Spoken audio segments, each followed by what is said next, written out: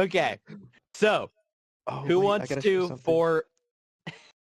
No, continue on. Sorry, Who wants to for a selective +1 recap what happened last time? I should say a selective +1 forward.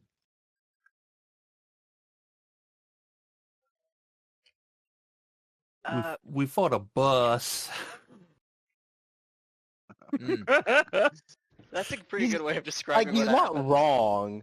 Yeah, we fought. Is he? We fought ghosts. Adam, There's a ghost in the already- phone right now.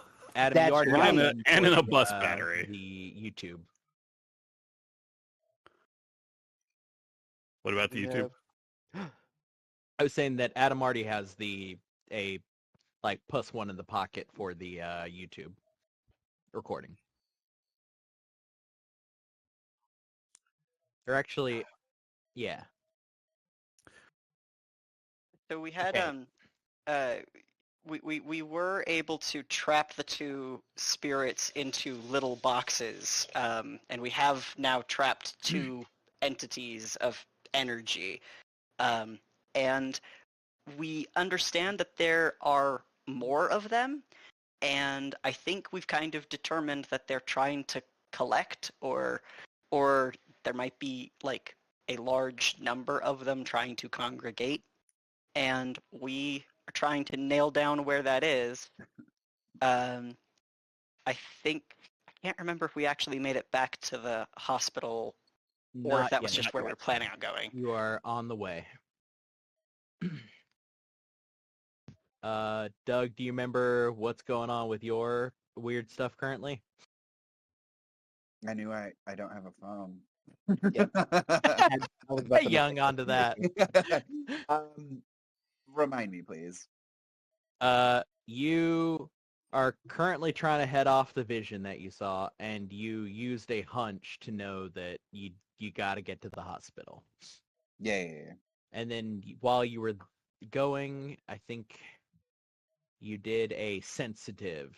I think so. Yeah. That's the last thing that we rolled. Yeah, it looks like. Which I think you got a 12 plus, so. Or you got 12. I get 12 plus. Yeah, I gave you a glimpse into something important, which is you looked up and saw a kind of like swirling nexus with a lot of little individual like tendrils coming off of it all over the city. That's right, and we ended with, can you drive faster? Yeah. Okay. Deb, how fast do you drive when told to drive faster? How fast does Deb drive when told to drive faster? Deb drives real fucking fast. Yeah. Well, it was mostly a does Deb ever change her speed amount in the van, or is it just like... No. I mean, right, when operating as an Uber driver for cover, obeys all the laws of the road, right? But Deb is a biker at heart. When she knows the people in the van and they're like, go fast, she's like, yeah, you don't have to tell me twice. Okay. She's got friends on the force. You do now, yeah. Okay. You haul ass to the hospital. Where do you park at the hospital? Like, do you just park on the street like you did before?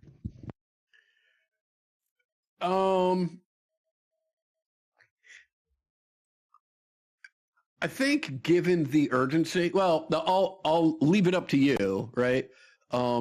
Given the urgency, what I'd like to say is that I pull up into like some expectant mother parking and then open my glove compartment and flip through like 17 placards. Yeah. Right? And just put the appropriate one up. Yeah, like...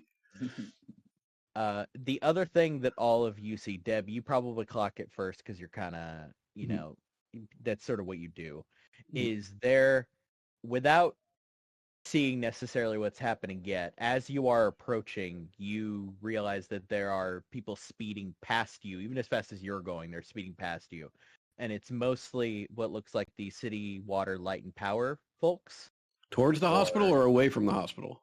Towards the hospital. Towards the hospital, okay. Like, they're burning around you. Gotcha. A couple of them have police escorts. Gotcha. And as you get close, you see a lot of the like street lights and stuff flickering. Okay. But yeah, you pull up into a spot.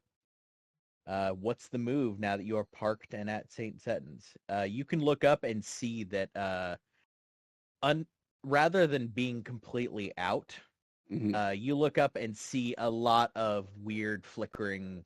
Like, it's strange to see that many flickering lights in the side of a hospital, right? Through all of the windows in these hundreds of rooms, or rather, probably like 100 rooms. Just a flickering light bulb. All the electrical devices flickering a little bit.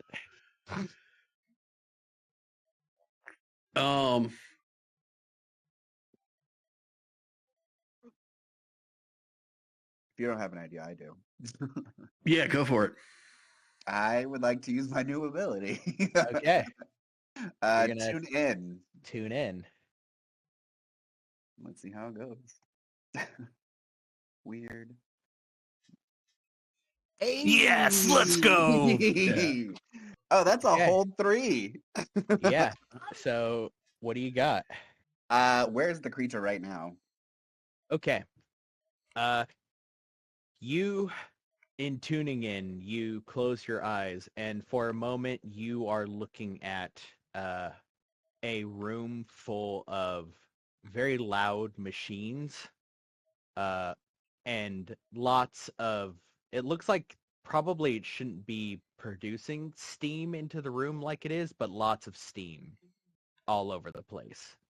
And currently the version that you see, or rather what you see as you look out through your eyes, you see a clawed hand that is sort of covered in fur, reaches out to, you realize, a person on the ground, touches them, and you see them convulse.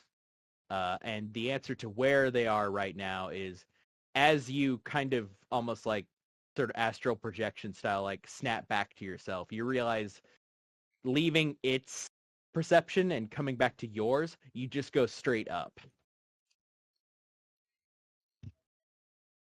Can you elaborate on that last part? You just go straight up? What do you mean? To elaborate is to wherever it is, it's directly below you. Oh, okay, cool. Yeah, no, that's your what- perception snaps back to you, and to you, that's just, it goes straight up through the ground, and you're in the parking lot, right? Yeah. Wait, how straight up? I mean, at an angle. All right. Like, are we standing right over top of it, you know? Guys, I don't know No. where specifically he is, but there's machinery. I think it's a basement, maybe. Maybe radiology. I don't know. There's a lot of steam. It was hard to see. I would like to use another one. What is it planning to do right now? Okay. As a little echo of the feeling that you had, you get it is feeding. Okay. What is it doing right now? It is feeding. Everybody give me, this won't have any negative side effects if you fail it, but give me just a sharp roll. Oh boy, I'm I'm so good at good at these. All right. Mm-hmm. Mm-hmm. Yeah, no effects on Where's my? There no he hard is. moves. You said just a sharp roll. Uh-huh. If it's no effect, is that no experience for the failure? Correct. Yeah. Okay, fair enough. I'm calling this not it's kind of outside of the rule book, but A pseudo perception check. Mhm. yeah. So those of you who got, really, we'll start with 4 of us those with of 8. you with 8, yeah. So Amiros, you have no idea. Everyone else knows that the thing that it sounds like is potentially, I don't know, if there's steam and it's some kind of thing that wants to eat power, it'd be like a steam turbine thing, right? Like, or like a steam generator thing. Deb, you know that hospitals have, a lot of hospitals, because they are separated on the grid in many cases, they have their own power supplies in the form of steam generators. You keep them below the ground, and this is a true fact, actually. If you just walk around a hospital campus and see steam coming out of the ground, that's what it is. There's little steam pipes everywhere that, like, we have them at UTMB. There are designated steam vent points that let out little bits of steam throughout the day, and it's because there is basically a like steam generator that's generating power for the hospital. Sometimes it's underground, sometimes it's to the side, but yeah. So that's what you all get.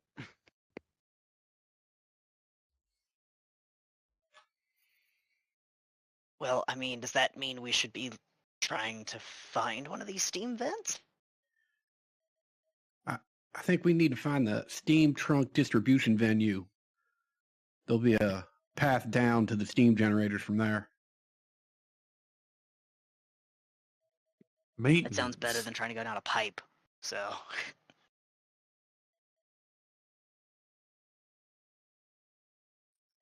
Surely there's a back way into the building.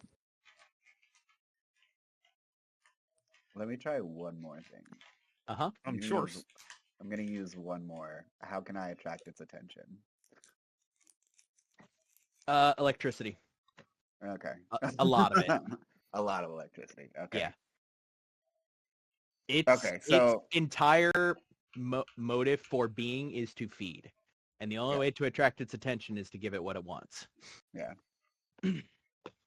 We can go find it, or if we can generate a lot of electricity, we can lure it to us. I mean, I don't know. It seems like it's Deb said that there's basically a backup generator here. That's almost certainly where the damn thing is. Why don't we just go find that? Okay.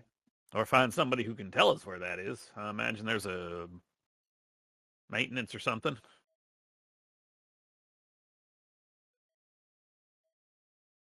And out of curiosity, do you leave the Yeti coolers with the the imprisoned things in there, or do you bring them with you? I thought those were at my storage facility. I didn't think we had them in the car. No. Awkward is holding at least the one and the phone. Yeah. I think you brought them. Well, I think you think brought both, them with but you. we definitely at least brought one. The phone one, I'm pretty sure, because you were considering using it as like a dowsing rod. Yes. Okay, so one of you is carrying a cooler, a Yeti cooler. It's not bad to carry because there's kind of nothing in it but a cell phone, right? So it's more just awkward than anything. You just hear the phone clinking around inside of it. A single plastic object in a cooler thudding around. Clatter, clatter, clatter. So yeah, what do you do? What time is it right now? It is about 6 p.m. Okay. Cam is it supposed to do things relatively fast, which means that actually it's probably about 5, because Cam chose to go fast and like dirty instead of slow and like. More. Is that sunset or sun is down? The sun is getting to be setting. The sun's not down yet, although it probably will pretty soon. Well, there must be some either maintenance access, or maybe we can find one of these steam vents. Is there a reason why we're not going in through the front door and asking? I mean, that's what I suggested. So I'm with that plan, and we're going now. Yeah, that seems less arrestable. Yeah. I'm gonna go that way. Yeah, you walk in through the front. It is the same lady as before, the same beleaguered lady that Deb has ruined the day of, looking far more fucked up right now than she did when you guys caught her. Those of you who actually came inside, not everybody did. So a lot of you just see for the first time a really beleaguered looking middle-aged lady, just head in her hands, looks up to see Deb and just goes, "No." Rob's going to walk over and pull out the smokes and be like, it looks like you need one too. You want to go outside and catch a smoke? You can't. No. I'm working. What? No, you're struggling. There's a difference. What do you want? Don't worry, hon. We're just headed down to maintenance, which is where? No, you're not. What do you mean? Yeah, flash the badge. Yes, I am. Oh. Okay, that's different. Can I see that? Yeah, here. Yeah, All right, that's enough. We got an emergency. We understand that there is something Okay. that is putting your backup generator at risk, and you don't want. Yeah. You know about this. All right. Well, good. Then get me to maintenance. Okay. She goes, you have any cell phones aren't working now either. Is this, can you tell me what's going on? Sure can. That's why I need to get to maintenance so I can find out. Who are the rest of these people? This is my team. Don't you worry about them none. You saw you just get me to maintenance. Yeah, I know. Well, also, why didn't you show me the badge when you were here before? I objectively did show her the badge the first time I was here. Look, I'm gonna stick with she does not. It's been a day. Wait, I did show you a badge, and then I asked about the other police. Now, could you just stop asking questions? Stop asking questions and get us maintenance before your generator goes up in smoke. Cam, give me a manipulate someone. Of badgering someone. I mean, expertly done, Ted, honestly. Yeah. Can I attempt to help him out with a manipulate someone? Sure. Yeah. Yeah, I'm just going to lean in close and say, do you really want to say no to me and my friends? You think that's a good idea? This is weird. Success. Okay. The reason what you're gonna have to do is hand the badge over. All right. Like she wants to read it. She wants to write down what's on it. I know it's not particularly helpful for her, right? Because what's on it is your name and like a set of initials. It's her fiefdom. She needs to feel a little power. Oh, understood. Yeah, there's not much to be gotten from this, but she does write your name down and the like three letter agency. And she says, okay. You're gonna she reaches for a phone and goes, right. We need to find somebody in maintenance because or security, and they'll have a key. Because you're gonna need to go down to maintenance, and then most of the places down there are behind keyed doors. It's either a badge or I think for most of the maintenance it's maybe. Yeah, I was going to say, I'm assuming if your phones are out that your card readers are probably out also. So I need somebody with keys. Where would I find the maintenance person? Because we can't call them. You got a walkie-talkie? Right. Well, no. No. You have a phone? You said you had a phone? I have a cell phone. It's not working. She holds it up, and you see it flickering. Oh, yeah. Let me see. Uh-huh. She looks at Cam as she is handing the phone over. I'm giving, like, doe eyes. I'm being very nice. Everyone's been so rude to her. Right now, she's just deferring to Cam because Cam is the one who is the, government official. I will make the go-ahead, like, hand it over, two-handed gesture of, come on. Okay. If I can get a small clarification. Power doesn't work, so like no computers or phones kind of thing? I mean, as far as you know. Okay. Are we in the dark? You're in a heavy amount of like horror movie flickering. Because it doesn't look like the power is shutting off all at once currently for some reason. It's flickering in and out. Okay. So currently, actually, it's probably not that so fast yet. It'll be on for a few minutes and then out for a minute, then on for a few minutes and out for a minute. So as of right now, it's probably just now shutting off.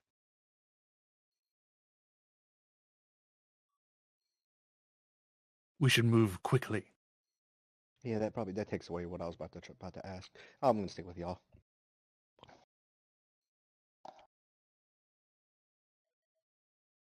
So just to clarify, we need someone who has access to the maintenance. Yeah, which it's either security or like, somebody either in maintenance. Probably janitors would have most of the keys. Yeah. I'd like to try doing this to help her and hopefully gain favor, but I would like to use magic to banish a spirit or curse from an object and make her phone work again. Okay. Oh, that's nice.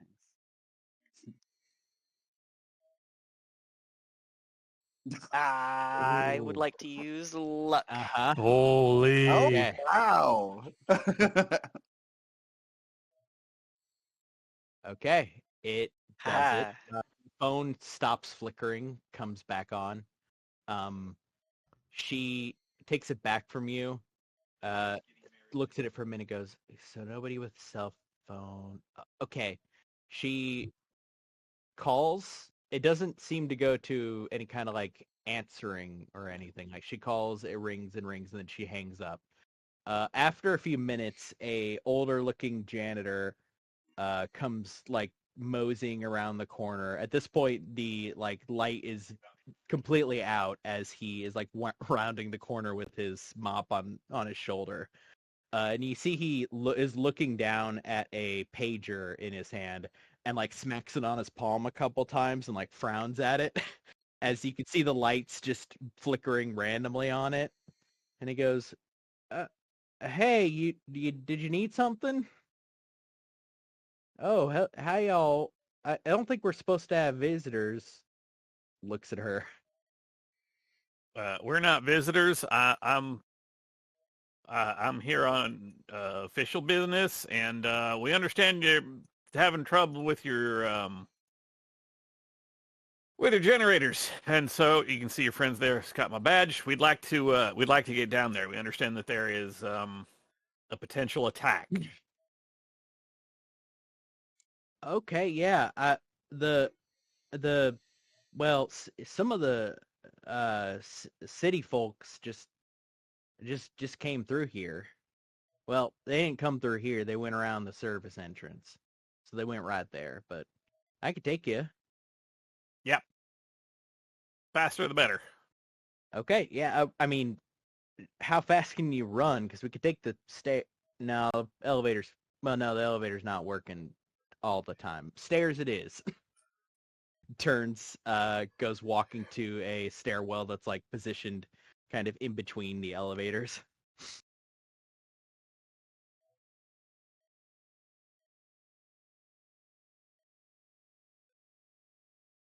Okay, he starts to kind of hustle down the stairs. It's pretty clear quickly that like the knees can't take that much, right? You're kind of held up by how fast he can move, and he can't move that fast. That's okay. Neither can I. Rob's like, okay, let's walk together. Yeah, you go I don't down. know where I'm going, so it's not like I can just outrun him. Yeah, you go 3 stories down, so about like 3 flights. So it's not terrible, right? Because you're not going up. He gets to a door that you could see, unlike the doors that you passed, which most of them were key coded and have like a lock. This one doesn't have a key code; it just has a lock. And he unlocks it, opens it up. He pokes his head in and goes, "Oh, that's weird. It is completely dark in the room beyond, in the maintenance area beyond." Well, I guess where are you trying to go to where the power is? The backup generator is. He like hooks a hand to his left. It's like through a door or two that way, and then all the turbines and stuff. Which now that he has the door open, you can actually kind of hear the thrum of the turbines to your right as he hooks a thumb that way. Yeah, where is your actual backup generator? The thing making the power? Well, no, the thing making the power is Turbine. I think is turbine. Yeah, thing. that thing. Our quarry roars ahead of us. We must move forward. Oh, sure, okay. That'd be that. He takes a step in and turns, and you see his face pale. He backs up he like throws his key on the ground and goes, Yeah, okay. Thank you for your help. You can go back upstairs right now. Rob, you wanna get him up? You wanna get him up the stairs for us? Somebody grab that key. Yeah, okay. He's like, come on, let's go this way. I think they need to go away. Which of you is the first through the door? Yeah, Cam, I will, before I go through the door, however, I will drop the bag I've been carrying and unzip it and pull out some of my other equipment. Yeah, as you step through and you're doing this, you turn and you see immediately 10 feet in front of you a dead body. Oh, it is wearing the high vis. It looks like it had a set of keys or something, because you could see sort of a bit of slagged metal on its waist. There is essentially a hole missing in the corner of its jaw, but the most of what you see is it's almost like smoldering in its chest.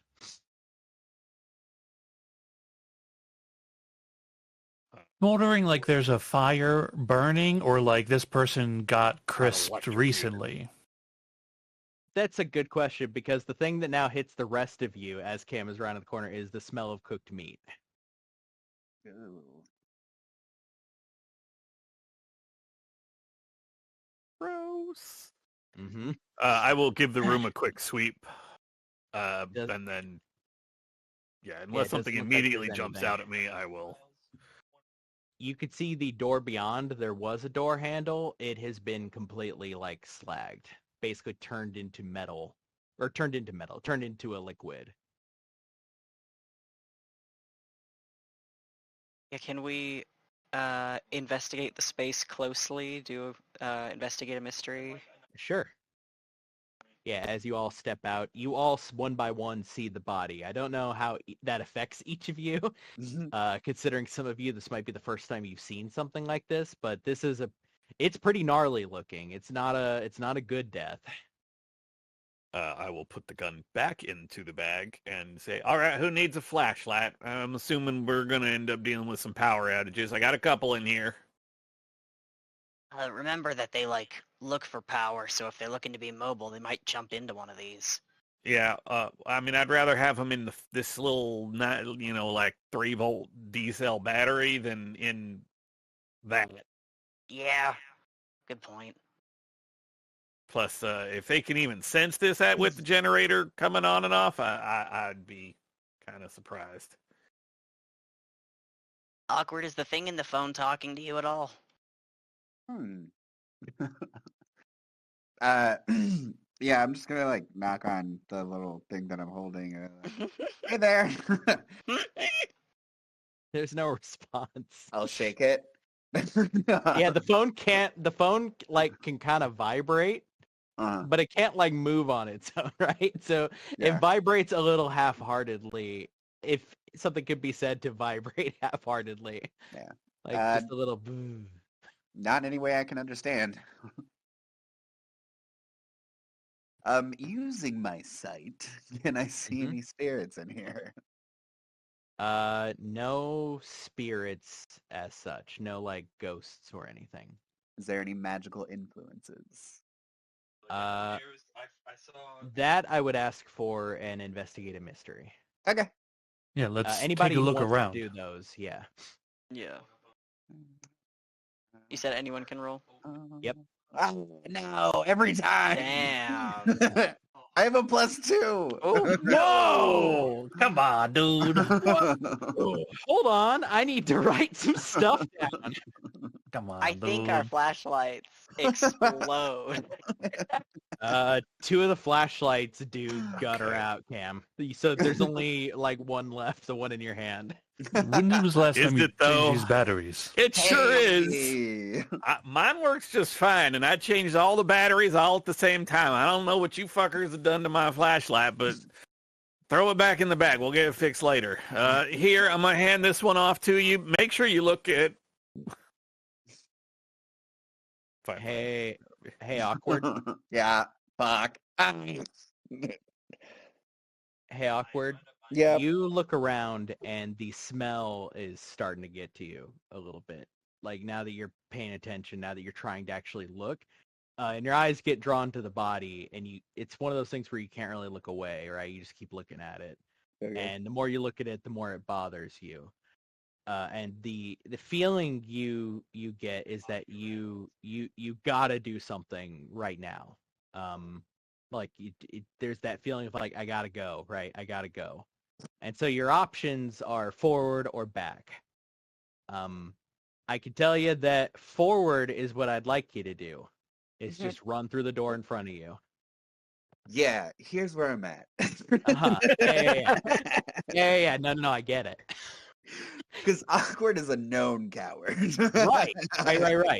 And does not want to sacrifice his life for this place. Uh-huh. But he also doesn't want to let down his team, and Doug, want him to go forward. Okay. So I won't make you write just yet, because I think this is going to be over the course of the next like 2 minutes as you begin to kind of freak the fuck out, right?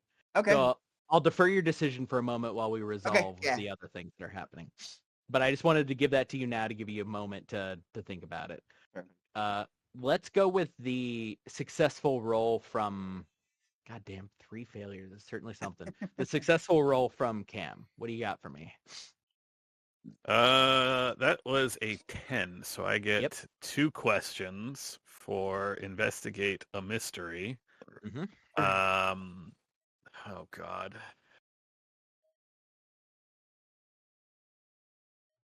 I feel like we know it. Well, this is probably bigger, right, than the things we've run into.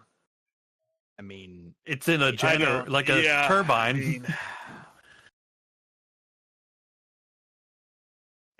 given how big it has gotten, I'm going to go. I'll probably use both of my holds just immediately here. I want to know what can hurt it to begin with. Like, are we in a position at all to be able to? So if your thinking is that this thing is the other thing scaled up, then as you have that moment of like, we're kind of the battle ready sets in, right? And you realize like, okay, take a breath. Same things can hurt it, right?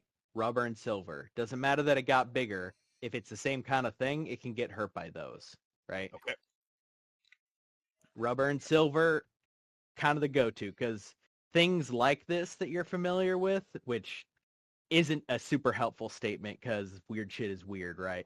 But generally, if a thing gets bigger, it doesn't like change its fundamental nature. It just gets nastier, right? Didn't I get a silver something last session? Yeah, we got silver welding material. Yeah, You got like a spool of Soldering it. material. Yeah, soldering wires. Yeah, there was silver. I think you used about half of it for the coolers. Yeah. Okay. Yep.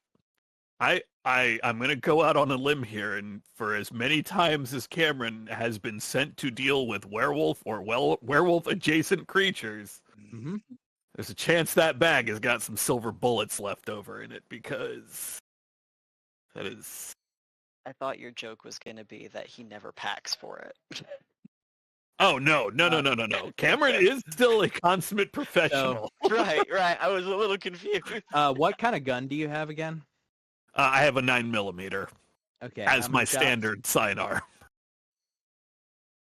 Yeah, how many shots does a 9mm have? That There's no depends. reload, so it doesn't. Glock is like 14 or 15. Yeah. So I think you look around and realize, like, kind of embarrassed, right? But you have a clip, right? And you check the clip, and the clip has 3 silver bullets in it. All right, good enough. So it's not enough. You didn't re-up, right? After the last time you used it, but you got what was left because you won, right? You didn't need the last in the clip. Okay, so that was your first question, right? That's my first question. Okay. What was it going to do? I feel like we know it was going to feed. I will ask, what can it do? Like, looking over the body, like the other ones never, as far as I'm aware, as far as Cameron is aware, I don't think ever directly attacked somebody. You saw them throw little bits of lightning that did hurt people, but right. not like this, right? Yeah, but this is just that scaled up. Yeah, so the answer to what can it do is, it is very immediately obvious to you that the threat this thing presents has escalated, right? Or that whatever this thing is can deal a lot more direct harm because it fried a guy's heart, right? So what can it do is that, but you're also, as you're processing that, realize, like, in order for it to have that amount of power, it is probably bigger, like substantially bigger than the little ones, and also can hold way more power, which also probably means it's a commensurate amount more hungry, right? Yep. So that's it can feed more, it can do more, is kind of the answer to what can it do. All right, y'all. This has gotten a lot more dangerous, and I will go ahead and load the 3 silver bullets into. Like, you just watch Cameron drop the mag out into the bag, pull the slide to eject the regular round, sigh real heavily as he looks at 3 bullets, slap it in, pull the slide. All right, now we gotta go. We gotta find this thing. It's killing. It's gotta get. We gotta do something about that. It's probably straight on through there, given that door handle. That one doesn't. I think we all noticed that. I hope. As you say that, we'll resolve Harlow's problem. It takes you a moment to realize what just happened, and that's all that ambient noise is gone.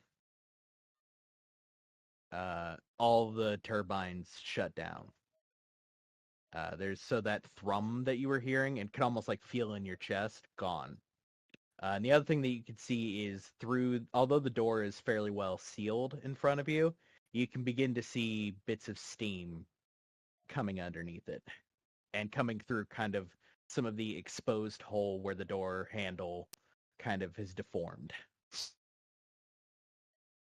I think things are breaking. Awkward now. I am going forward, and the way I am reasoning it is I am running away from the body instead of over the body. Okay. Yeah, you have found yourself kind of in between it and the door, that about 15 feet. All of you see Awkward turn and then just barrel forward shoulder first. The door bursts open as a bunch of steam wafts in. It like immediately wafts into the room you're in from the differential. And as Awkward runs in, you realize currently there's enough steam that you can only barely see Awkward as Awkward is continuing to run in.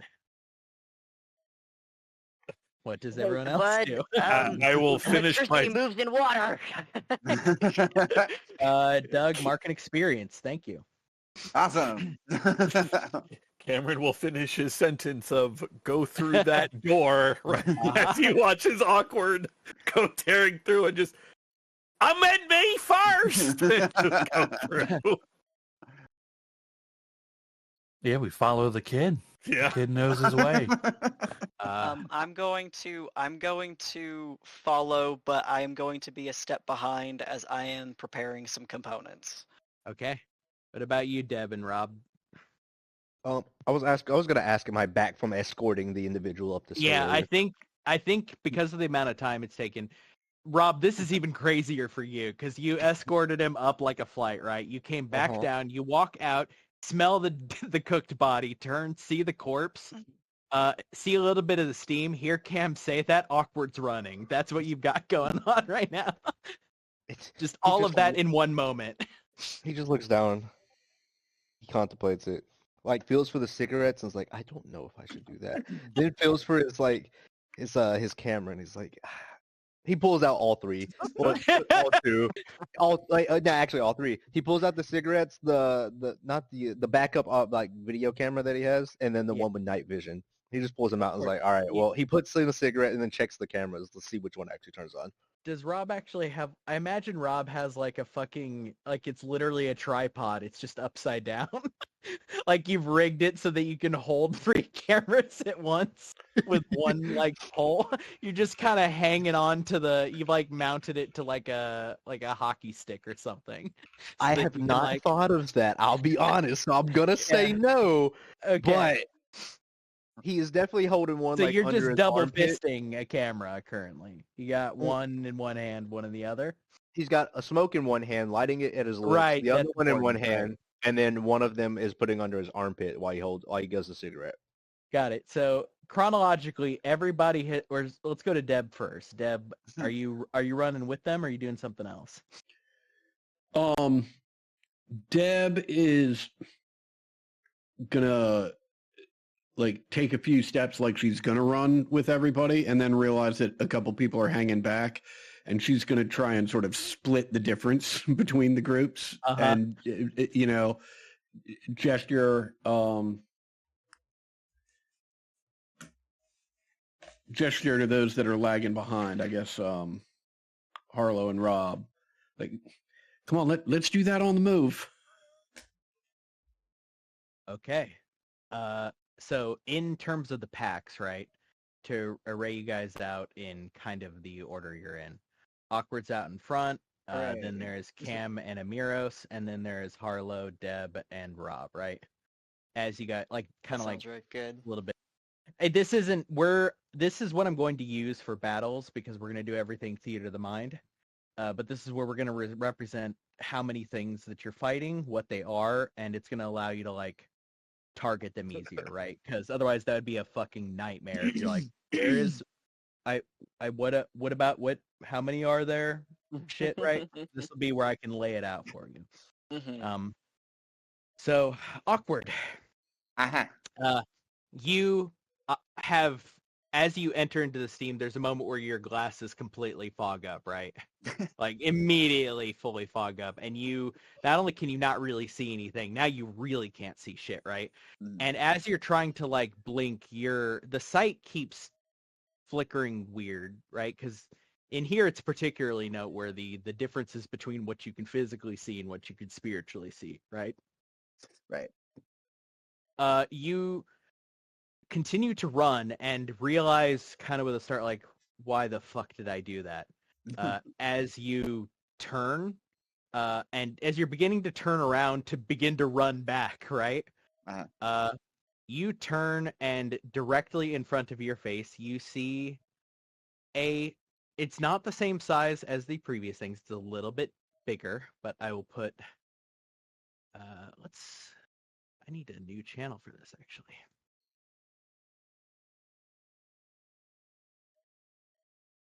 Monsters. Hooray.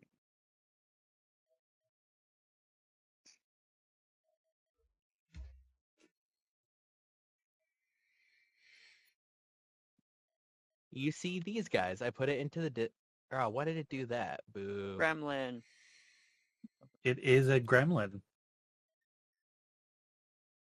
Did you call that, Sean? Did I call it? Oh my god. You see this right in front of you. As you have a moment to look at it, with your sight, this thing looks, you can see it like flickering constantly between, like, you see at points like the hair, there's no hair. Suddenly it's completely hairy and furry. There's electricity, there's no electricity around it, right? Like, it looks like it would be painful as you're looking at it with your sight. You don't really have a lot of time to look at it, though, because you take 2 harm as it reaches out to you towards your face. And the only thing that saves you in this brief moment here is that you have glasses on, which you can feel melt. No! As the thing reaches to touch. Can I reflexively jinx it? Yeah, give me an act under pressure. Oh, fucking great. Because the glasses are melting on your face. And mark 2 harm. You've taken 2 harm. Ooh. Okay. Hey, can we do anything to? I was gonna say. Can we do anything to protect him from that harm? Okay, I was right through the door after him. Both of you roll me, and we're gonna do roll me and act under pressure to try to in this moment, right, be good enough to get to him before we do the protect someone. Just act under pressure to react well enough. I mean, Cam, you got this as well, my brother. Obviously. Let's go. Omiros, you, Cam, you go in. You now are about a step behind Omiros, right? Because you start to sweep around, and both of you see Awkward you both see the thing now in front of it. You don't see it quite as fucked up as Awkward does, but you do see this physical embodiment of this little fucking furry thing that like has like weird ears, and it kind of has wings, but the wings look like they're made out of electricity. As it is like monkey style crouched onto Awkward's face with one hand out on the glasses. I will say then that Omiros, you can do Cam, you are aware enough to respond to it fighting, but only Omiros is fast enough and moving, with enough like surety to get to Awkward before the burn happens, basically. So give me that protect someone if you want, Omiros. Would that count as help out? If you'd like it to, yeah. Hell yeah. Who are you helping out? I'm helping you to protect. Yo, hell yeah. I'm covering your advance. Okay. Hell yeah. Protect someone. +2 for me. A +2, okay. +2 for me because of my power of the heart. No. Yo, let's go. Yo. Okay. Cam, what do you throw? Right? Because you need to make it like let go of Awkward for just a second to let Omiros get in. So you don't gotta like throw your gun or your flashlight or any of that shit, right? But like, what do you grab just to sling to distract it for a second?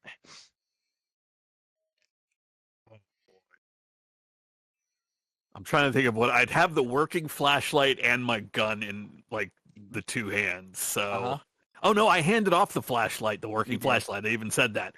So I guess one of the dead flashlights just goes sailing through the air. You fucking wing the flashlight forward as it bounces off of the thing's head. In terms of how big these things are, they're probably about 1.5 feet tall. Which is substantially bigger than the little pixie things that you saw earlier. So the flashlight that you're throwing at it, right, is like almost the size of it as it fucking barrels into it and bounces off of its head. One of the hands that was clasping Awkward's face and like melting the glasses and beginning to like melt into Awkward's face comes off. Omiros, what does it look like when you... Again, with the Omiros level, like, surety, just barrel through and, like, what do you do to protect Awkward from this thing on his face? I think, I move at, accelerated speed, right? I'm not a superhuman, but I move a little faster. I think it's just you move with an efficiency and a kind of surety of somebody who has had this body for a long time. The reaction here is perfectly. The synapses are firing in this moment. I think I get up. So it's the little gremlin guy, and has he leapt on Awkward? It's on his face, and one of the hands is on the top of Awkward's head. The other hand is on Awkward's face, and you can see the glasses beginning to melt. Okay. I think I get up to them, grab hold of the creature, like the fur on its back or whatever, right? Mm-hmm. Just peel it off of Awkward, and the other hand... there's radiant wisps of energy grow out of it as I pull the lightning in, like absorb it into my energy as the demon bag feeds on it. Okay, so what effects of the protect someone? Am I to assume one of those is inflict harm? Let's Let's see. Okay. On a 10 so plus, you protect someone, so you can either suffer some or all of the harm. okay. And then you also get this other thing, which is all this other stuff, right? Yeah. Okay, so I can make I suffer a little harm, right? So it's they take none, but I take one, right? Yeah, and I will tell you, because I'm supposed to tell you, from this you would take 2 harm. That's how much Awkward took, right? So you know that hands on the table, right? Right. So you do have armor, because your armor is magical. Yeah. So if I suffer 1 less harm, so that's 1, and then my armor protects me, that's 0, right? Yep. Yes. Then I'd like to have that effect occur. So I take no damage. Correct. Awesome. Yeah. I think pulling the lightning, enough energy just to kind of snuff it for a few moments, right? Just a few seconds.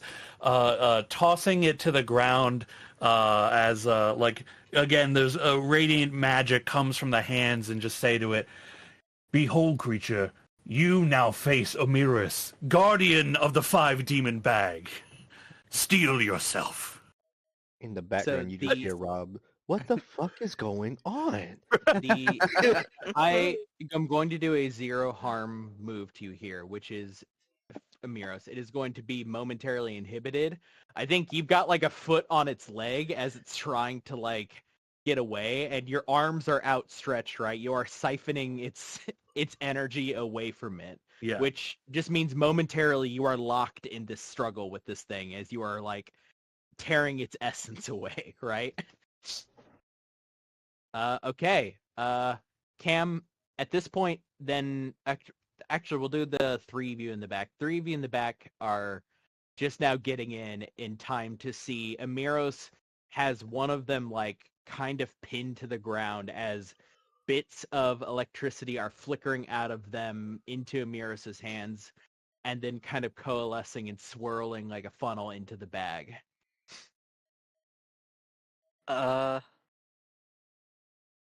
Do you have any thoughts of what you want to do, Rob? Rob is severely chain smoking the cigarette right now. Like he might consider the second one.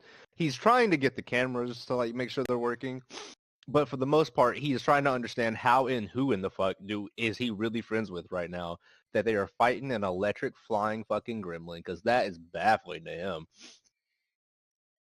Okay, so you're having a moment. All right, I'm gonna try to trap this thing. Okay. Do it to it. I've got to think of the things we have with us. We have both of the coolers. Am I allowed to put it in one of them? Well, everybody's got a cell phone. True. Not Right? everybody. Well, technically, Edward does have a cell phone. It's just a track phone that was given to him by Deb. Let's see. If I may, I've got an idea for something that might give Harlow some additional options. I mean, are we in like the room with the steam generator? Yeah. So currently, to describe, because we were describing the action, I'll describe for all of you what basically to your left and right. This room is pretty big. It's like a kind of a small like hangar a little bit. Right. And it is currently covered in steam. The steam is very warm and very uncomfortable, right? Kind of like walking into like a room with, it's almost on the edge of like scalding, right? And the only things you can currently see kind of through the mist is the vague outline shapes of the 4 big turbines, 2 on your left, 2 on your right. Okay. What I'm thinking is that going into and out of these turbines, there has to be lots of cables, right? There's a lot of electricity. Those cables need to be wrapped in some sort of insulation. I want to pull out my big ass knife that's in my boot and try and carve off as much insulation as I can so that, you know, should I or someone else need to grab it, we've at least got a shot at not getting fried immediately. Great Okay. idea. Give me an act under pressure roll. Okay, and I will certainly use my forward. You can decide after. Okay. Oh, Oh, so great. easy. Great. Yeah, so you go Deb's good with a knife. to your right, you go to one of the main connection lines. It's a pretty big, chunky cable, right? And it's only as you're in the middle of cutting it that it occurs to you, like, it's good that this isn't on, right? That it is just turned off, because you are just cutting into what is ostensibly a live wire. Right. You shred through it, and you get a length of cable that is about 3 feet long. I can work with that. I can, and I think this might be more fun. Deb, how do you feel about kicking ass? I mean, not my strong suit, but I'll give it a shot. Okay. Yo, I'd Deb like to does enchant a kick weapon ass. and give her a magic rubber whip that she can tie this fucker up with. Okay. Holy. Yeah. So you use magic. Yes, I have to use magic. Let's see. So cool. Ooh. Go on, use another luck. You know what? I think I'm going to. Look, you only get so many. Yeah, I know. But I think this is fighting it, you know? Uh-huh. Oh wait, fuck. It's You don't have just to roll. It's just a. That's right. I always forget. Yeah. Yeah. You get 12. So you are enchanting the weapon to do. What is the? Enchant a weapon gives it a +1 harm and plus magic. Okay. Deb, you just going forward to whip the shit out of it with your rubber wire. Yeah. Thanks, Harlow. Omaros, clear a path. You got it. You let your foot off a little bit. Okay, give me a kick some ass roll. I think contextually, Amaros, if you yeah. Okay, so kick some ass is you get to decide for me what the extra effect is.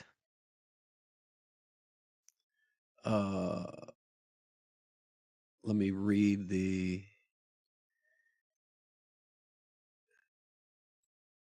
Yeah, it's gonna deal +1 damage.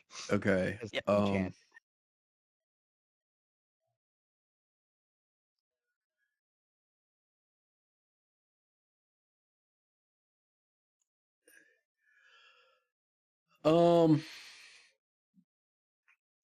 I mean, the obvious answer, I don't know if this is how it works, but I'm gonna force them where I want them, right? And where I want them, after I've sort of wrapped the end of this makeshift whip that is enchanted thanks to Harlow, around them, I'm gonna awkwardly jam the other end of it, like near the charging port of my phone, right? And try and channel this thing into my phone. Okay. As you whip down, the first thing that you notice is the rubber and like the cable passes through it, and as it solidifies again, it almost looks like it is inside of it as it is like writhing around. It looks like all of you begin to see it like flicker in and out, right? As it's like occupying the same space as this wire for a second. And you do force it into the cell phone, in addition to it deals 2 damage to it, because it is the wire itself and so you guys can see as it is being like almost like Ghostbuster style sucked into the wire, like its whole left side doesn't go solid again. Like it just flickers, like the side that was touching it looks like it's just gone as it flickers out, and it is now in the cell phone. The cell phone is getting really hot in your hands, Deb. Yeah, well, I mean, I'll just scream out, we need to carve off some of this rubber sheathing and wrap my phone in it. But I am not letting go of the phone. I don't care how hot it gets. Okay. Rob, is there anything you'd like to do? You're the last one, kind of.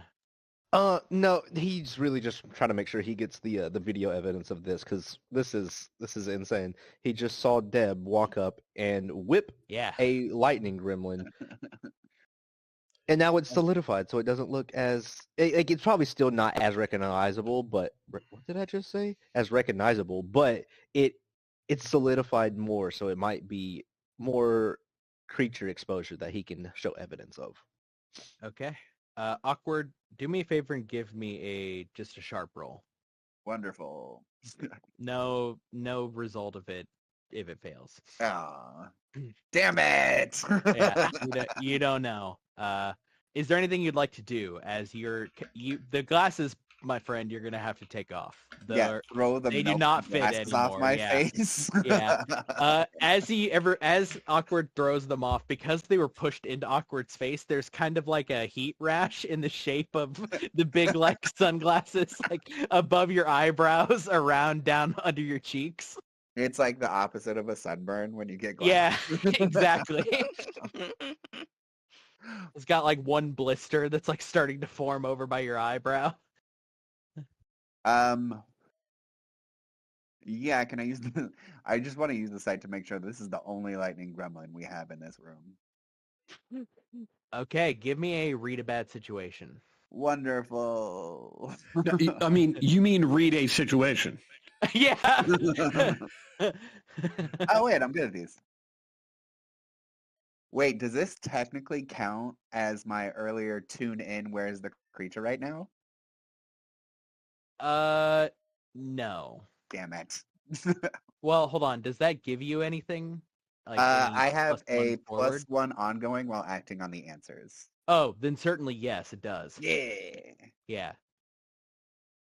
Holy shit. Nice. Hell yeah. Okay. Awkward, you open, as you're kind of getting used to using the site like this, right? You're used to peeking, kind of like, almost like opening only one eye up and just sort of squinting a little bit so you don't get too much. Yeah. You, and I think everybody else can see it for the first time. Like, what does it look like when Awkward's eyes do the thing?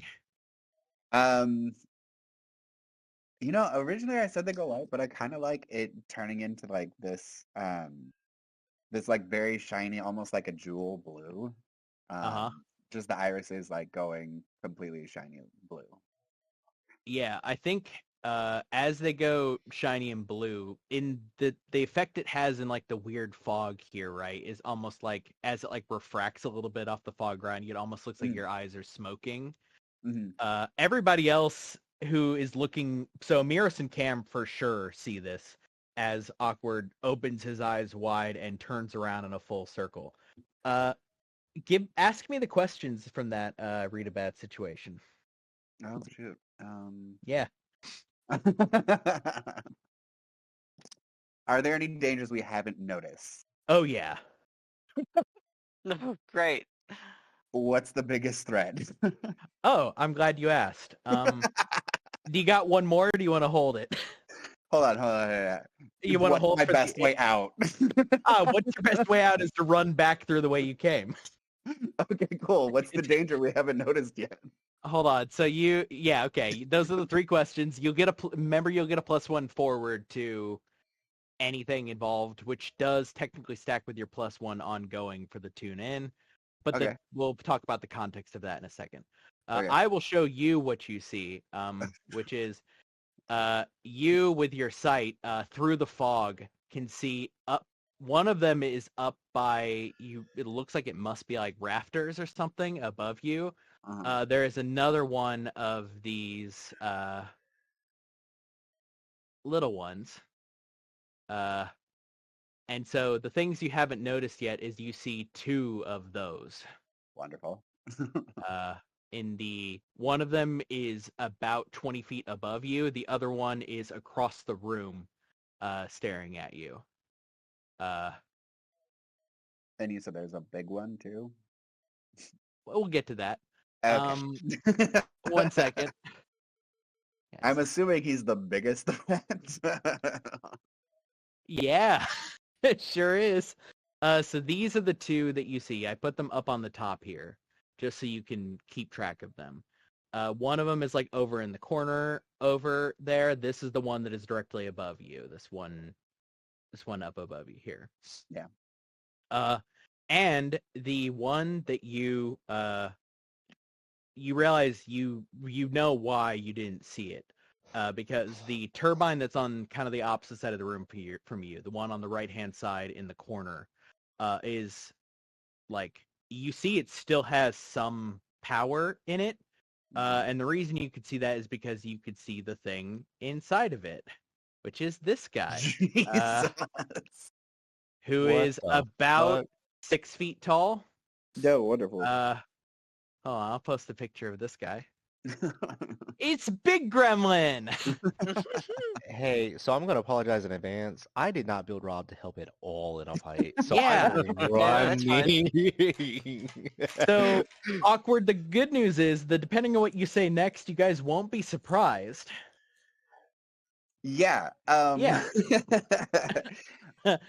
I think he's gonna kind of babble it first as he tries to get the words out.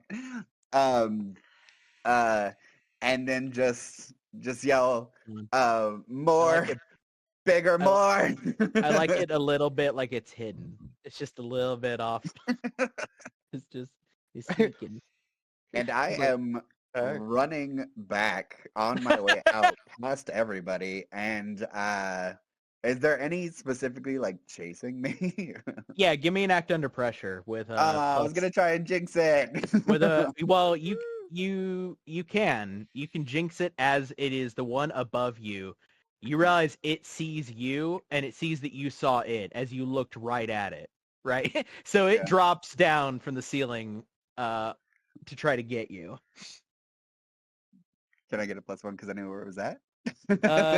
So I will leave this to you. The act under pressure is to try to get out of here without it hurting you, right? For sure. And so you can tell me the order here, because a +1 forward means to the next thing. Right. So if you want to use that on the jinx, right? Because this is in service of you getting the fuck out of here, you can do that. But you can't use it on both things. Okay. And also, I will tell you for free, the one you tuned into is the big one. Oh. You realize when you see its hands that was what you saw. Okay, cool.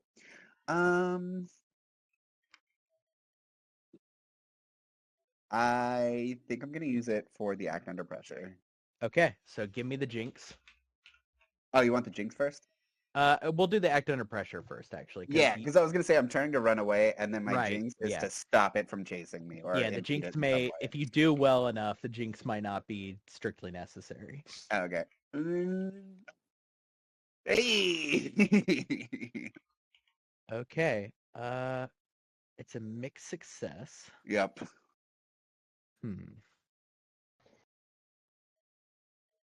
So a worse outcome, hard choice, or price to pay. pay is as you run, right? You can get to the door, but if you do, you're going to run the risk of probably the most direct path is you're going to end up knocking Cam over, and potentially like knocking Rob over, right? Not the love of my life and some random guy. In your panic, in your panic, right? You're like, I got to get the fuck out of here, and that means turn and accelerate as fast as possible, right? Yeah. And unfortunately, that will mean probably it's going to be Cam who you body check, right? And you very well might not knock Cam down. Cam, is trained for shit like this, but you're gonna fuck with him a little bit, or you can stay where you are and just throw the jinx. Well, as I stated earlier, he is a coward, so I'm gonna run. Okay. Yeah, you make it to. We'll put back here is at the door. Cam, I'm going to reflect that as a -1 forward. Just Okay. you don't even fall down, right? But you just get knocked askew a little bit as this thing drops down and jumps for you. Okay. This little one. By the way, Awkward, what did you yell exactly after seeing everything? Yeah, it was just more and big more. More and big more. Got it. So everybody has the sit rep. More and big more. I can work with that. Got it. Okay. So we're entering into the loosey-goosey of combat here, which means if at any point we're kind of in a turn-taking position, we want everybody to go before somebody goes twice. But if you're like, hey, I really think it'd be good for me to go right now to do shit, right? Go off. Just tell me when. Because the first person we're going to have go is Cam, because this thing is dropping down towards you. Your act under pressure means you're aware, but you're knocked askew a little bit, right? But you still got the lay of the room. And can we see the big one? Like No. Okay. You can only see the one. You can only currently see the one dropping down towards your face. Okay. It looked like it was dropping towards Awkward, but Awkward seemed to move. Like you realize, oh right, Awkward saw it, so he just started running before it moved. Yeah.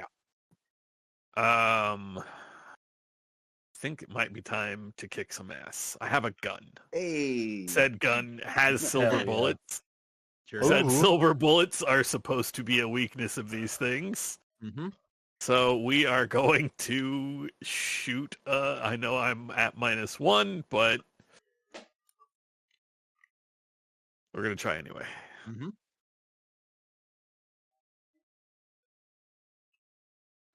Oh.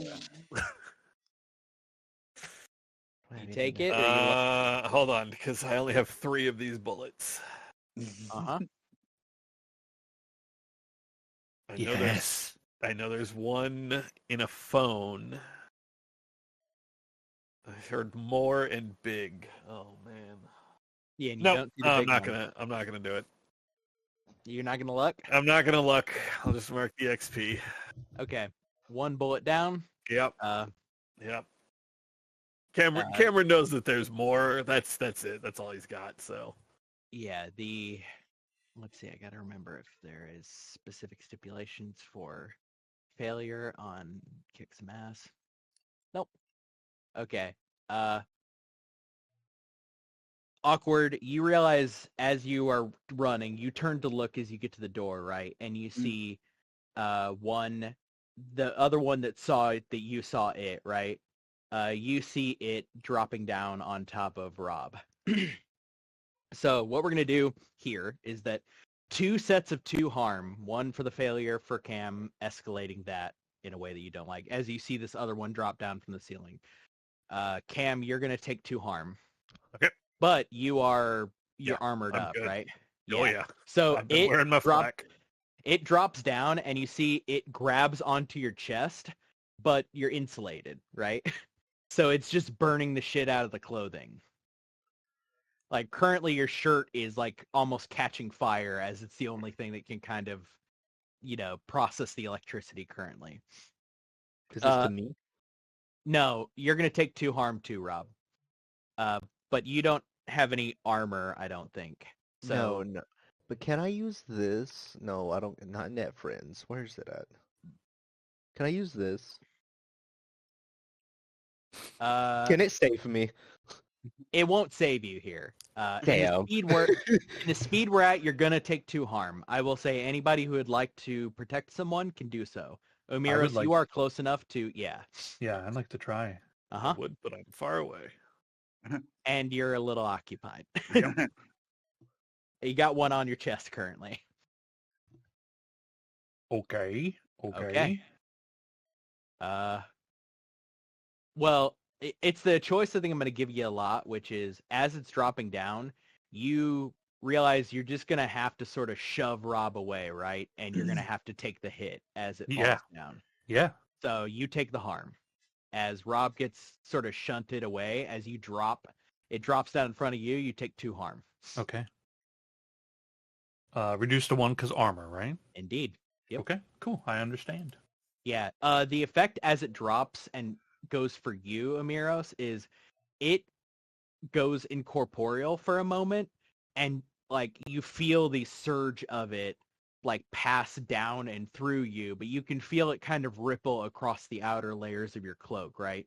Mostly it hurts your head and your hands, the places where you're not, explicitly protected by the cloak. So you got a little bit of the like shock tremors for a moment, right? As you feel your hands like seize up really tight just from involuntary shock. Yeah. Big smile. Uh-huh. Having a great time. Okay, I will open it up to what would everybody like to do. That's what they did. That's the move they did. So now everybody opens it up to everybody doing stuff. Are we trying to put these things in the boxes or put the phones in the boxes? Y'all might be. My plan is to put like was that the plan? Yeah, all of you just heard a gunshot go off, so make of that what you will. It doesn't have a silencer on it. Even if it did, you can hear a gun. Yeah. All right. So I'm a little unclear. Is that Yeti cooler? Did we determine that's with us? It is. Okay. And Deb, you still have the magically enchanted length of. Deb's going to drop the phone that she's holding that has one of these things in that Yeti cooler and slam the lid shut. Right. Got it. And then, what she's going to do is use this enchanted length of wire, right, to try and like just sort of loop it around one of these things, right? And pull back on it, right, just to try and straighten it up to give Cam a larger target. Okay, so you want to do the one that is. Do you want to use the one that's on Cam or the one that just hit Amiros? I think I'm gonna do the one that's on Cam. I heard that gun go off. Yep. So yeah, you run forward next to Cam. Right? So is this right? Is this a kick some ass or is this help someone out or act out? I don't know. So what's the call? This will probably be a kick some ass. Okay. I could see it being an act under pressure if you're if you wanted to hold it up, right? That'd be like running up to somebody, just putting your hands around them, right? Which is kind of what you're doing with fire. So you get either one. I think you could make a case for. I think. Are you whipping the shit out of it, or are you trying to move? No, I'm trying to make it easier for Cam to shoot it. Like my intention isn't really to do much harm myself. Okay. It's to make this thing as big a target as possible for Cam. I think a help out roll also then contextually works because it's explicitly. Right. Yeah. Let's do that then. And I'll add a 1 to that. Lord. I'll use my 1 forward. Seems like that's a good use. Great use. Yeah. Okay. Yeah. The help out goes to Cam. Cam, you no longer have that +1 forward, right? That was that brief moment. But I think we'll have you. Yeah, the -1. Yeah. Okay. So you now have the +1 from the help out because I think we'll do you first. As Deb reaches out and you see as Deb whips the electrical wire forward, it does the same thing it did on the ground, which is as it passes through, it seems to almost get like snagged, right, in the physical being of this thing. And as Deb like swings it around, it doesn't really lasso around it. It kind of just gets stuck like inside of it. You can see the part where the wire is flickering in and out of existence rapidly. It clearly doesn't fucking like it, right? But it does whip it off of you. It's no longer crouched on your chest. It's been like whipped off onto the floor in front of you.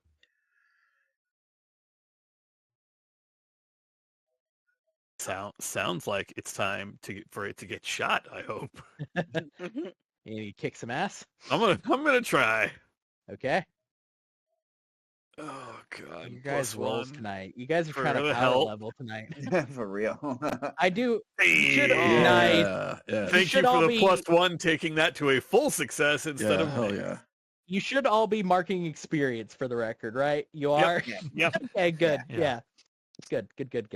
Okay. What's your extra effect? You will deal 2 harm, right? What but is the still harm on my pistol? I think the harm on my pistol is only... Yep, it is too close and loud. Yep. Where is kick some ass to get... You know what? I will just inflict terrible harm. I will inflict +1 harm. Silver bullets, after all. Yeah. Yeah. That does enough to kill it outright, and because you're using a weakness, armor doesn't matter. You, as it is like scrabbling around trying to get its bearings with this cable stuck in the middle of it, you literally take a step forward, hold the gun out, basically line the gun up directly with the back of its head, pull the trigger. There isn't like a spray of blood. It just like as the bullet rips through and into the ground, there's a little like high-pitched shrieking noise, almost like the kind of weird noise a live wire makes, and it just flickers out of existence. That last fizzle from a sparkler. Yep. That little tss, and it is gone. You murked it. Thanks, Deb. Anytime, hon. Awkward, you can see the little cloud of energy settle on the floor. It doesn't know where to go yet, right? It just, you could see the thing that happened with the smaller ones happens with this one too. Can I use my jinx to make the bullet ricochet a certain way? So, okay, first we'll do it this way. Who do you want to cast the jinx on? It would be the big guy. Okay, then yes. So go ahead and give me the jinx roll to put the jinx on the big guy, because you certainly can see him, and jinx doesn't really stipulate a range, right? Yeah. So here we go. Yes. Okay. So what effects are you gonna do for me? Here? I get 2. Hell yeah. Okay, so inflict 1 harm on the target due to an accident, which I think would be a fun That's what you're ricochet looking from for, the right? bullet. Yeah. Yeah. And then help a hunter by giving them 1 forward by interfering with their enemy. Okay, so the +1 forward will be on to the big one. Cam can't see it yet, but you keep that either of you keep that in mind, because it'll be giving Cam the +1 forward. Cam, you shoot. The bullet hits the ground in front of you. You don't really have enough time to process like what the fuck why before the bullet ricochets off the ground, which it shouldn't be doing. The ground is just like concrete, right? It should just, but the bullet ricochets up. You hear it hit something over your head, and then you can hear a plink as something gets hit somewhere in the room. Seems like it might be one of the turbines. That's just something you like. Yeah. The bullet ricochets when it absolutely should not, right? It just, maybe the angle was weird. You're not really sure what happened there. Or maybe maybe the thing had enough presence or substance to it, right? That it slowed the bullet down so that it didn't wedge, right? Either way, that just happened. That's what I'll tell myself. Yeah. Yeah, you're the one who will find a good explanation. So like, it must just been a physics thing. Okay. Who wants to go next? We've got Cam, Deb, and Awkward have all gone. Rob, you removed the harm that was on yourself. You should have. You didn't take any harm because Amiris took it for you. Hell yeah! Real That's quick, my boy. That's my boy. take this off. My idea for Rob is because he has 1 item.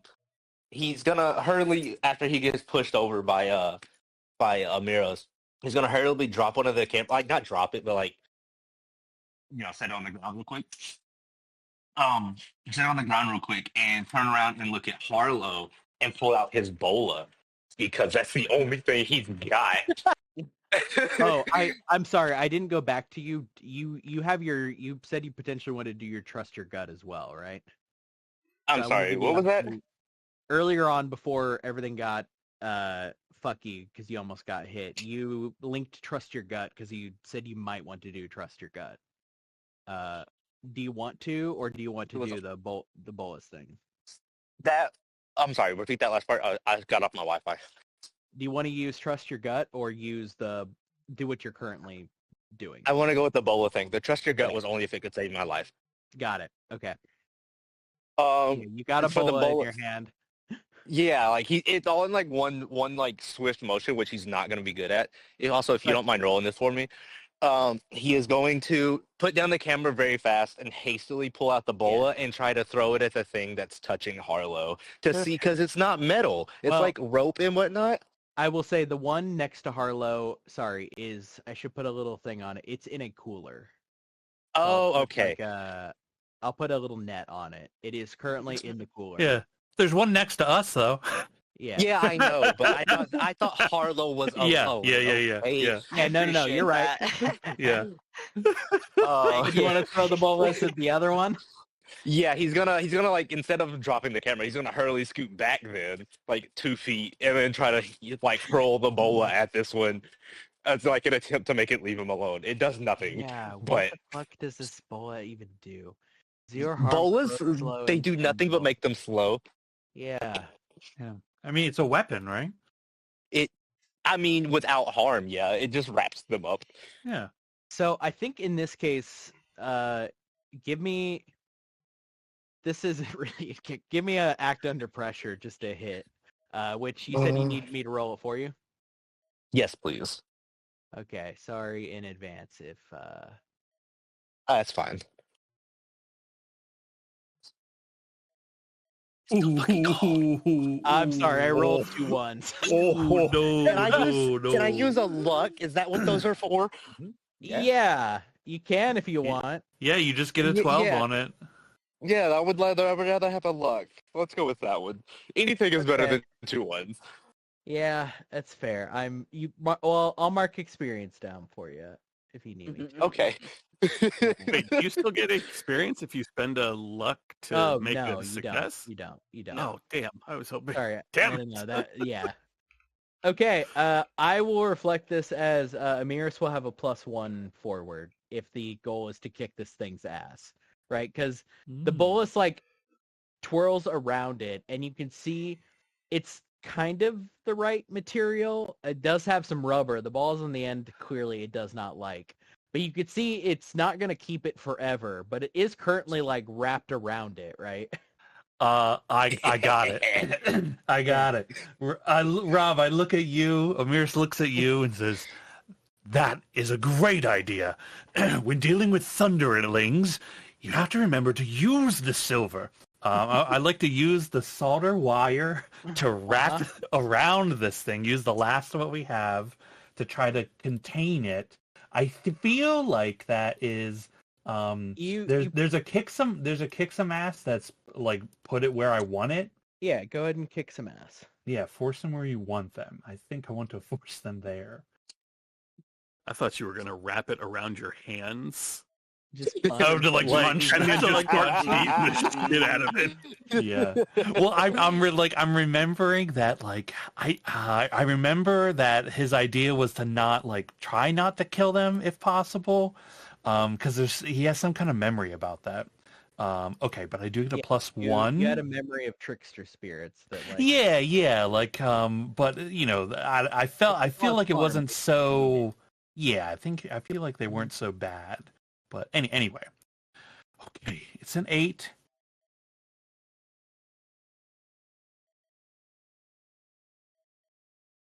Okay. So you just do it basically. You deal harm, I should say, right? Yeah, but I mean, I'm okay. Yeah, how much harm does the silver wire do? My intent was not to harm, you know. But how does the outcome play? I think so. You, in response, will get shocked as you reach down and begin. So you'll take the 1 damage. Will make it through because of your armor. Okay, cool. Yeah. You're gonna deal 1 harm to it. Okay. But I think contextually, it now has the bolus and the wire around it, right? And it looks like it is currently not moving only because it is just racked with pain, right? Like it can't. To you to look at it, it looks like its being cannot coexist with what you have wrapped it with, right? And so it's not quite wrapped around it, it's like wrapped through it almost. And it just, reality is trying to reconcile itself with that, and it does not seem to be doing any favors for this little thing. Yeah. As I it's know. making those high-pitched screeches, those like last sparkler sound, little over Rob, and over again. Do you also feel bad for this little creature right now? Are we both looking at this thing now like, oh? Well, yes, but Rob doesn't want to die either. So, like, Yeah. if you can kill it, that's one thing. Oh, But if you can save it, he's gonna be happy about that as well. poor little guy. He's just hungry, I guess. Here, hold on to him. You hold on to him. Okay. Let's go with Harlow. You are the one who hasn't gone yet. Yeah. Uh-huh. Yeah. You don't see the big one. You only see the one in the cooler that's kind of by your foot, the one that Cam just murked, and the one they got wrapped up over there. Yeah. But Awkward did say big. I know. I'm trying to, I think...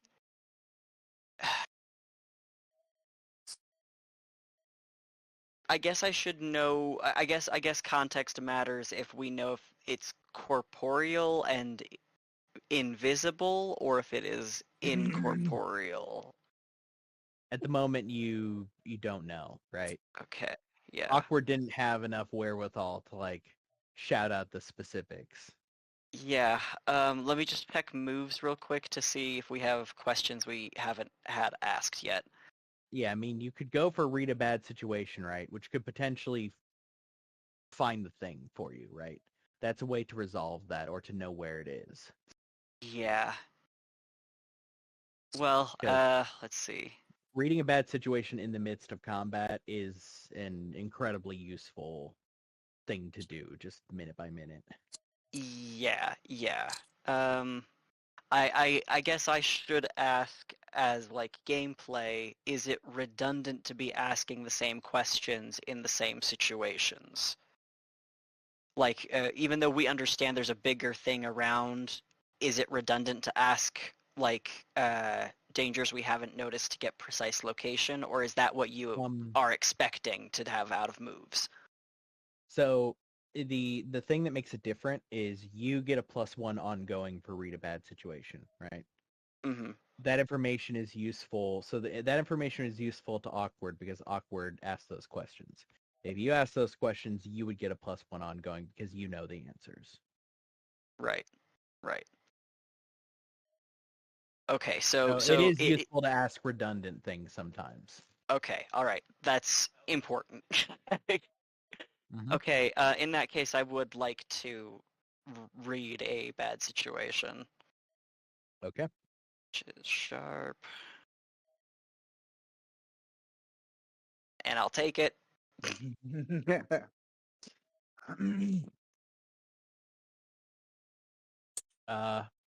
Okay, Harlow. You look around the room, eyes blinking, trying to see, right? Trying to see what the fuck, like, where, big, what is big? And you catch a brief flicker of something to your left as the turbine to your left makes a rattling sound inside. And you have enough time to look before, again, this 6-foot-tall thing looks like it crawls out of just the solid matter of it in front of you. Give me an act under pressure roll. Sure. That's cool, right? This is certainly just another day. This is a weird thing. Does Harlow get the +1 for my jinx? Yes. Okay, cool. Okay. And yeah. So I'm almost what's the wording for just another day again? When you have to act under pressure due to a monster phenomenon. Oh, I roll weird instead of absolutely, cool. That's yeah. important. Great. Yeah, no. This is your oeuvre. Yeah. Not I keep waiting for the one thing. But yeah. Learning. You'll be doing a lot of this in combat. Yeah. Yep. Okay. Act under pressure. I think in this case you are going to take only one harm. as you scrabble away, and the thing rakes a claw out, and you there's almost like an after image, and you see one singular spark leaps up to the nearest metal as it almost hits your face, which is just the frame of your glasses, and you get a little bit of a contact burn as it rakes its hand by. Also, if you have any watches or basically anything metal on you for a brief moment just heats up, right? As it conducts some of the electricity this thing's passing. Anybody can respond to that because it did just deal a harm, and you all do certainly see it there now. But I will put you over here, Harlow, as you run away. My only question is, when it was originally where it was, down the hallway, would that have been in Rob's line of sight with Awkward running away? It wasn't. You weren't able to see it because it was inside of a turbine until just now when it jumped out to hit Harlow. Oh, okay. Then never mind. I have no more questions. Yeah, Harlow, this is definitely a creature. Yeah, technically different than the ones we have yet met. It is that. Yep, you are correct. Thank you. So hold on to that +1 forward. Yeah. I think Deb is going to attempt a very similar move to what she just pulled off, and that is this large thing leaps out at Harlow. I'm gonna try and wrap this wire, whip it around and wrap it around its neck and grab onto the other side of it and put a knee in its back and just scream out, somebody in this thing, please. Okay, is that a help out? I think it's a help out.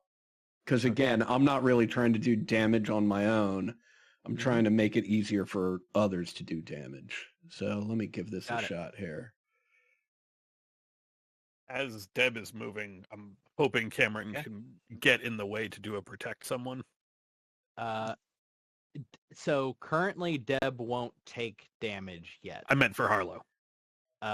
If you wanted to do a protect someone, you could try. Harlow took 1 damage, so that would trigger your ability to do, which I will offer to you because of the help out. If you want the help out to be for the protect someone, sure. Or it can be for it can be for follow-up. Okay. Yeah, it can be for whatever after. Yeah, give me that protect someone. Protect someone. You have a special thing for this? No. No. Yeah.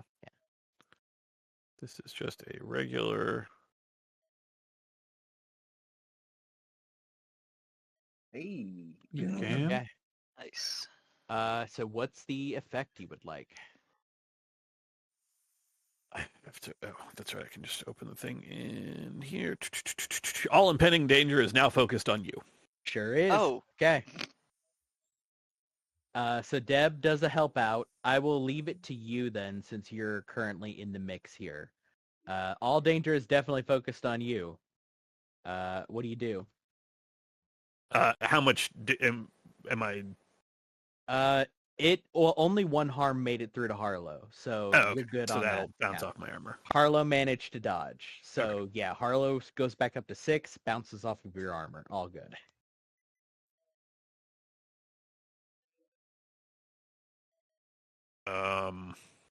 Well, I got 1 bullet left.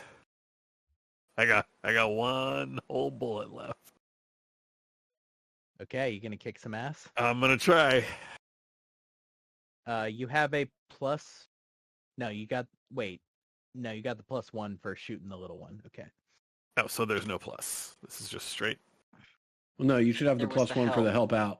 Yeah, right. you have +1 for the help out. I'm going back in time to resolve awkwards to make sure there isn't one I'm missing there. Nice, dude. Hell nice. yeah. And I will once again do some harm. Do some extra harm. So it'll be 3 harm. Okay. You with the last of your silver bullet. With my you do a last bullet. Substantial amount of harm. As you shoot it, it rakes a claw out at you, Cam. And you 2 harm are going to make it past your armor. Oof. Yikes. Oof. It's okay. Okay.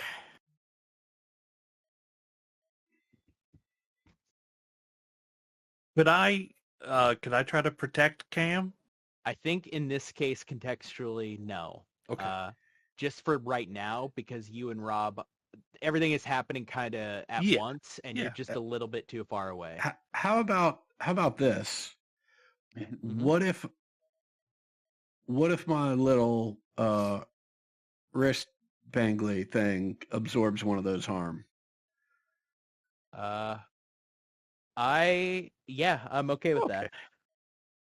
Cool. Your charm? Yeah. So that'll be it for this session. Yeah. Well, for this fight, I should say. Yeah, for this fight. Yeah. Deb, this particular one, as this happens, it gets very hot on your wrist. Like, not like burning, but just like, it's done this before. It's never quite been so hot before, right? Yep. So Cam will only take 1 harm. Yep. Excellent. Okay. So Cam, Deb have gone. I will open the floor back up. Harlow, I think you're still... We'll have you go this round, but I think you're still in kind of the getting free mode. So I'll leave it to Awkward, Rob, and Amiros first. I think you know what I'm doing. What are you doing? Jinxing. You jinxing the big one? Yeah. Do you have... Although we'll see how much I actually get. Bam. Yeah. Wait, did you jinx this one before? Yes. What did Yeah, you with roll? the ricochet, right? Yeah, with the ricochet. Yeah, you should have holds. No, I used both of them. I did 1 harm to it, and then I helped +1 going forward. Got it. Got it. Yeah, do it again. Big jinx. Oh, mixed success. I'll take that. Yeah, I mean, we in this take case, those. it's a hold, right? So, what you doing? Can I think on it? Yeah, I mean, by its Can I nature, just hold it for a second while you can use this. You can use this reactively, right? There are options in there that allow you to help others in media res. So yeah, everybody again sees your eyes flare. Although nobody's really looking at you right now, so you're kind of okay. Sure. He looks so cool and nobody sees it. So sick. Don't worry, Cam and Amira saw it earlier. I think, actually, I will open it up to you. Harlow, you've got your wits about you because of just another day, you're not that shook. So I will open it up to the 3 of you. What do you guys do? We got this creature wrapped up, so I think it's just leave it on the ground, right? Unless one of you wants to carry it. Can we put it in the cooler? Should be able to. Right, like it's contained. Yeah. We let's jam it in the cooler. Okay. Whoever wants to do it, give me an act under pressure to do so. Mostly, it's act under pressure as a way of reflecting this is a fucked situation, and though you're trying to do something that is ostensibly simple, nothing is simple when this much shit is happening at once, right? Yeah, we're wrestling thunderlings. Yeah. I wrapped it. I'll Rob, do you want to help me with this? We both are, try to force it in. Collaboration.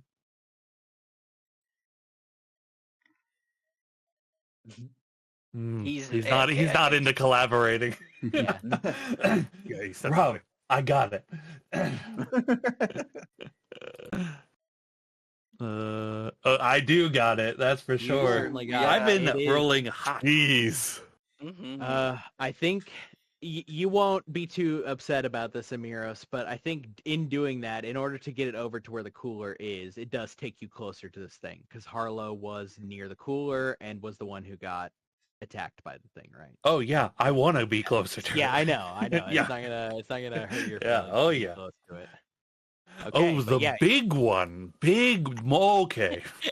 Yeah, I think what's hilarious is because everything is happening at once, right? All that shit happens behind you, and you have got this thing lassoed and turn and see it for the first time because you've been laser focused on doing the one thing you're doing, right? And you turn and you're like, oh shit. A bit big. But yeah, both of these are in the cooler, and I'll put a little net tag on them. Yo, let's go.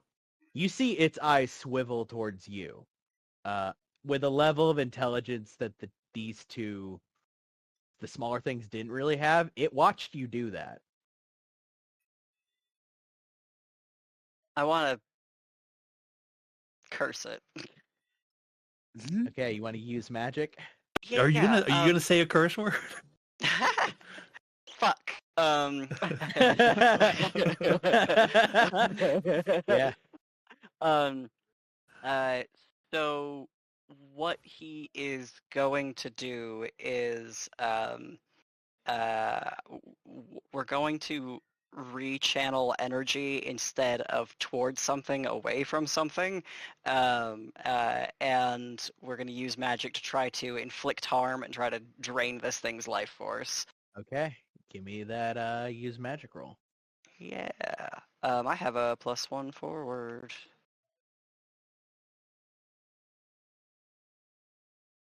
Yay!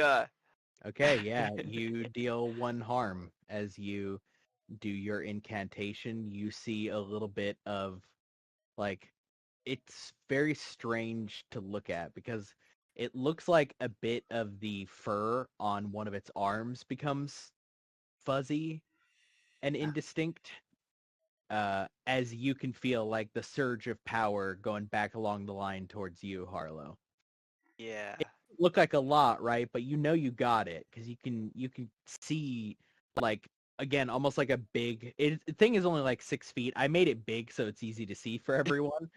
But you can see like a bit of its forearm just gets weird and flickery and indistinct. Cool. Let me think. That is probably it. Yep. Okay.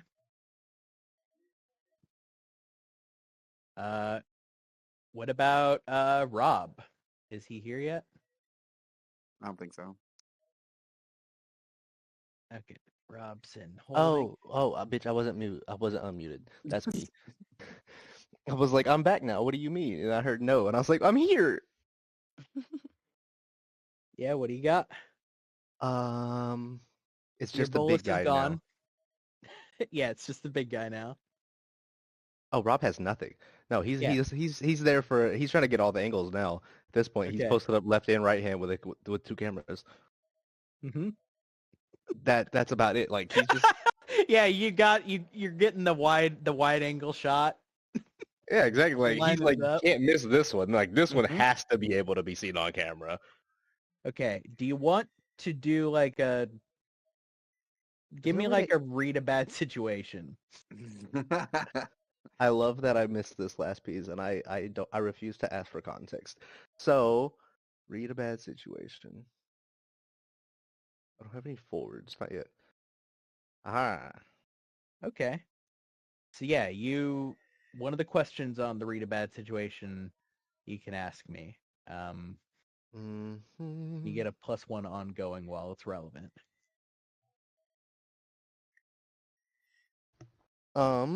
I think out of this, gonna go with are there are there any dangers we haven't noticed? Yeah. I think because you have the wide angle, right?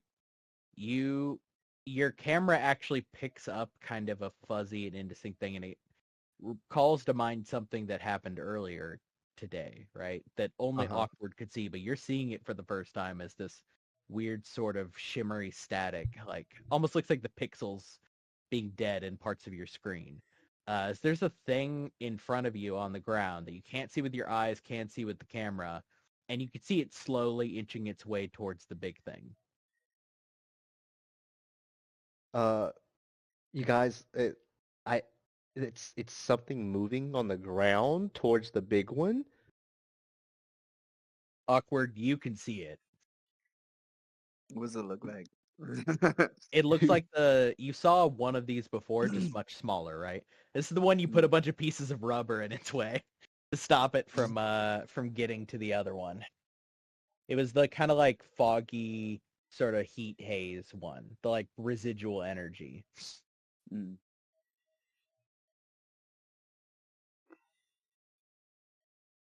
Okay, everybody has gone. Rob calls that out. Cam, all the danger's still focused on you, right? No bullets left. Yeah. You take 2 harm. Well, I should say 2 harm gets past your armor. Okay. Anybody can respond to that because harm has been dealt. If I use my jinx to interfere with what a monster is trying to do, can I potentially reduce that harm?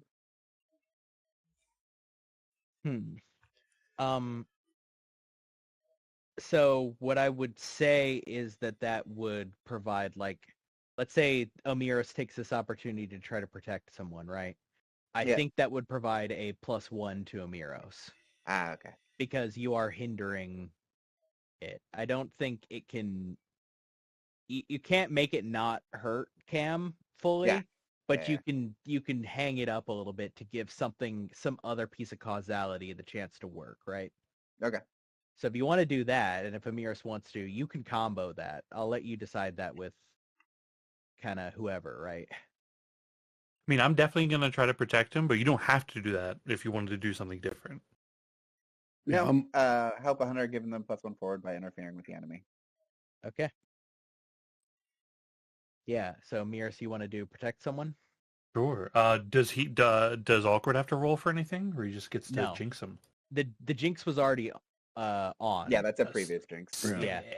Okay. The jinx is one of those things that's really good because it's a hold that just floats forever. So Awkward can kind of just tag somebody with it and then leave it there. So +1? Mm-hmm. Yeah. Sick.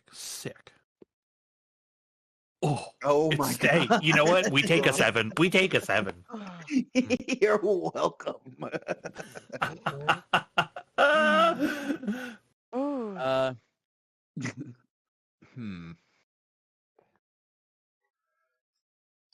So I think the way we're gonna do this is that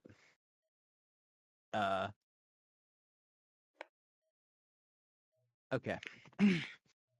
It is going to, so only 1 harm will get through onto Cam. 1 harm will hit you, Omiros.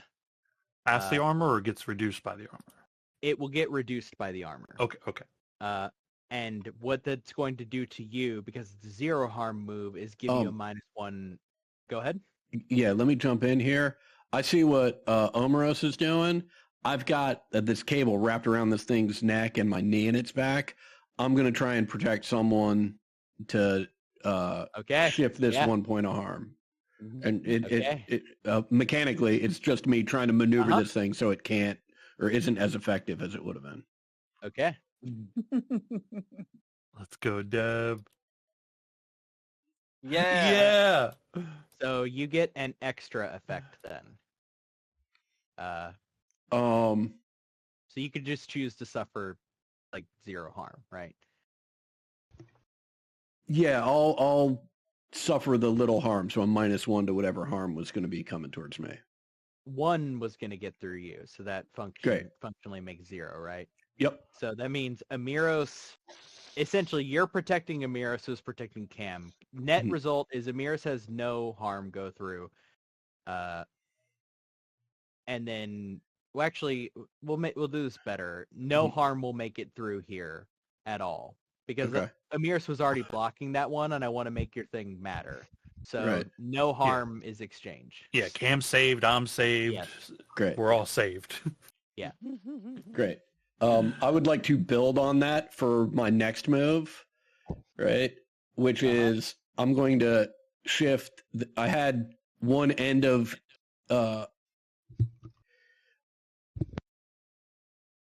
each end of the cable in each hand. I'm going to shift that into holding both ends of the cable in one hand. And I'm going to take my big knife and try and drive it into this thing's back. Okay. Kick some ass.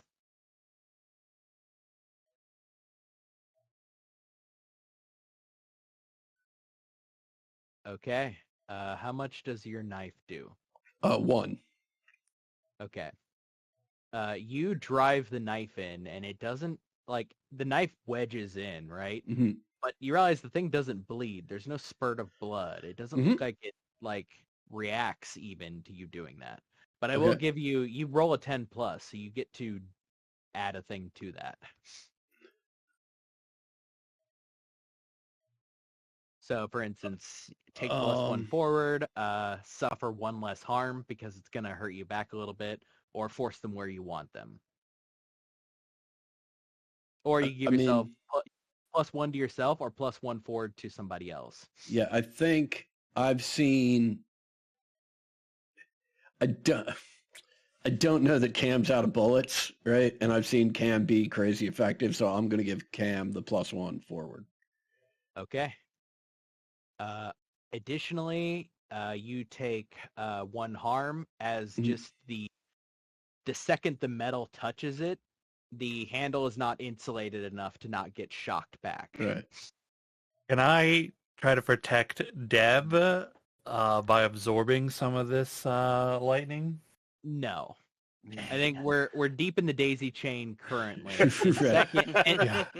a second, yes, because you have the chance to do that as many times as you want.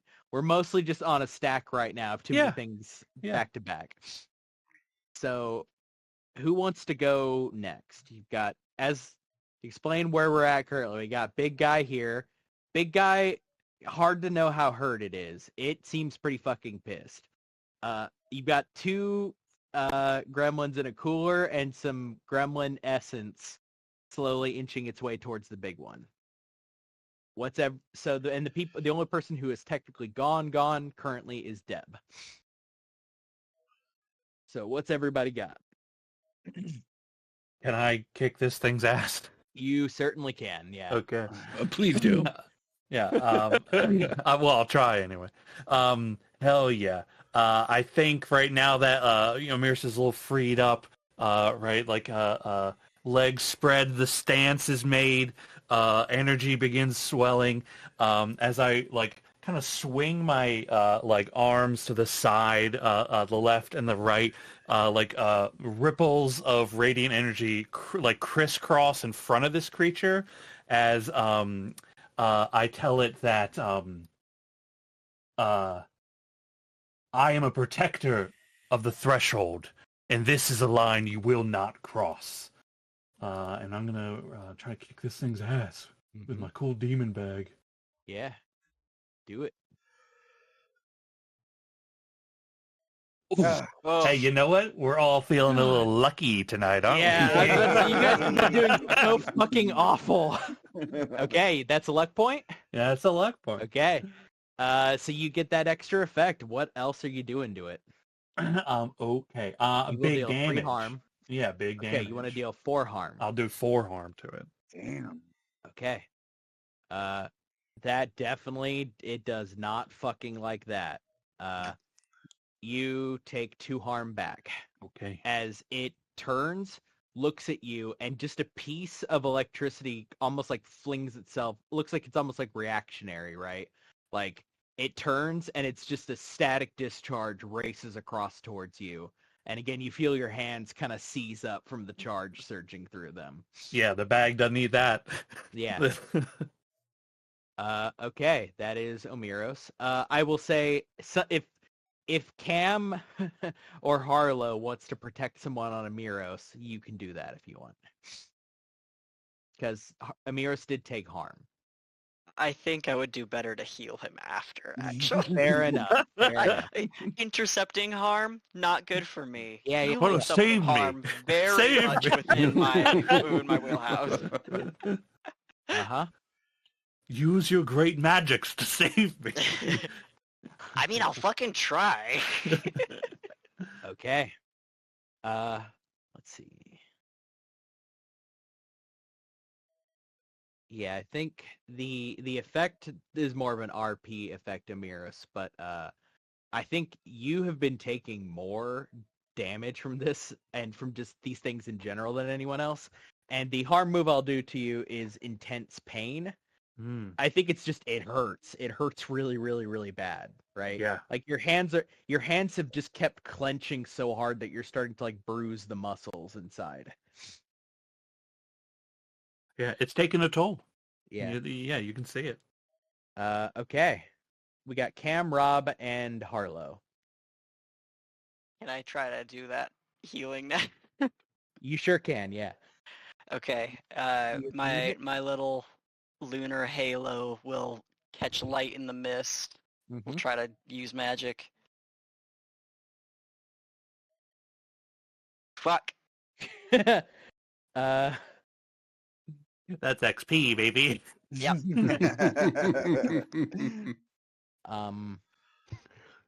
Okay, the immediate effect I think I'm going to do to you here, Harlow, is you reach out to try to, like, you could see Amiris's hands trembling, right? I think I'm literally trying to move the energy and life force I've taken from this other creature into another one, which is not something I have done before. Right. And the focal point, as you're looking at Amiris, you start to, like, feel the channel work, but you take 1 harm as you feel your own hand clench up, right? Like, you're focusing on the things you could see Amiris hurting. You feel yourself in sympathetic pain. In addition to, like, the fact that the power is starting to physically hurt you from holding it, right? Yeah. And the spell fizzles. Or potentially doesn't fizzle, just doesn't do what you wanted it to do. Yeah, this is very good for the type of practice that I am operating, which is supposed, like, hurting something with magic is unethical. Yeah. I'm being bitten for it. Yeah. Okay. Sorry, I forgot. Awkward. You are also. I keep forgetting that your jinx isn't actually like it's like a reaction. Yeah. Or can be. So Cam, Rob, and Awkward. The floor is yours. You guys are fucking power leveling. It is insane. I'm gonna jinx it. You're gonna jinx it. Okay. Give me It's that like my roll. one thing. I would love for this to be known that Rob is so far removed from doing magic that he can't power level unless he just fails as a human. So, like, he is literally the average one out of y'all, while everybody with mystical abilities is actually being mystical. Okay. Some of us don't have fair. mystical abilities. Just a gun. Deb's got or a cable. Or a cable. Yeah. A magic cable. Correct. It yes, is magically enchanted, which is useful.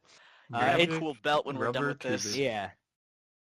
It's gonna the be a reason permanent. why the reason why it hasn't really moved from where it is, even though it potentially could, is to me because, like, Deb does sort of have it encircled in its weakness, right? Like, even though mechanically, quote unquote, it is not locked in place, it feels like it's locked in place. Like, Yeah. you got a weakness and also magical cable wrapped around it. Okay, so you got 1 jinx hold, right? Yeah. Question. Uh-huh. For the giving them +1 forward, do I have to announce it before they roll, or can I be like, hey, let's add my 1 to that? You have to do it before. Okay, then in that case, I'm going to inflict 1 harm. Got it. I will also say we talked a little bit about how the jinx works, but don't forget you can always try to do the target find something you like left for them on one of your allies or something, right? Like, we haven't talked about it much, but, like, you know, you secretly left something earlier in the day and it just happened to be useful, right? You can kind of, like, retcon something slightly. Yeah, by just being like, no, I actually did. You'd have to cast that on a friend. Yeah. Can I have left something silver for someone? Okay. This is a very Bill and Ted. Who do you cast the jinx on? And then I'll describe if you want to leave something silver for someone. Is it Cam? I was thinking Cam or Deb. you kind of got to focus. You got a focal point. It seems to be Cam. All right, we'll leave it. We'll say as I was running away, I accidentally, like, dropped something silver right by his feet. I'll do you one better because okay. So you want to leave something that for Cam, something silver, right? Yeah. Cam, when Awkward bumped into you, as that was happening, so as the jinx takes place, Cam, you feel something metal in one of the like, because you got, your shirt is one of those that has like the pockets out front, right? Like a chest pocket? Sure. Yeah. I think your shirt is kind of falling apart currently, right? As it's Yeah, that got makes the sense. heat and it's burning. You could see the vest underneath, right? And you, as you are looking down and taking assessment of the equipment you have on you, you see in where was your chest pocket that's rapidly like kind of singeing away is a fork. It looks like a very ornate fork. It looks silver. Yeah, I'll But take it is like one of those like antique, like, you know, this is supposed to go with the fine china forks. You got a sterling silver serving fork. Yeah. Look, Awkward's got some stuff. Awkward had a fork for some reason. It He happens. canonically picks things up randomly and puts them in his fanny pack. Yeah, He doesn't know why, but he feels the compulsion to grab things. Awkward. Cam, do you pull out the fork? I will pull out the fork because my Cam knows he's out of bullets and was very like I was figuring I was gonna spend my turn looking around, but now I got a fork. Cam, Awkward did seem to palm that fork on you. You know that's when it must have happened, right? Because this fork wasn't there earlier. You're constantly kind of doing inventory on yourself, right? Like checking the pocket, checking to see what you have. Awkward, you realize like that fork also, I guess it's handy that you were holding it, maybe? Unclear. But you've had that fork for like 20 years. Right? That's one of the first things you stole. I was like, when I was it was one of the like bullshit nice silverware things that your family was still hanging on to, right? Okay. Like the fine silverware that you were probably going to sell that fork and actually make some money off of it. But Cam's got that fork now. So Cam, what do you do with this fork? I mean, I think we know. Yeah. What is your? I need to know like what is your physical position? Like, is like knife fighting with the fork? Do you like take it in like an overhand? I have literally been trying to find the scene from Serenity where Malpole, like the agent, has a fucking sword, and Mal just like completely deadpan pulls out a screwdriver. That's Cal right now. Like, you just pull out in a knife stance, just like, yep, this is a fork. This is what happens.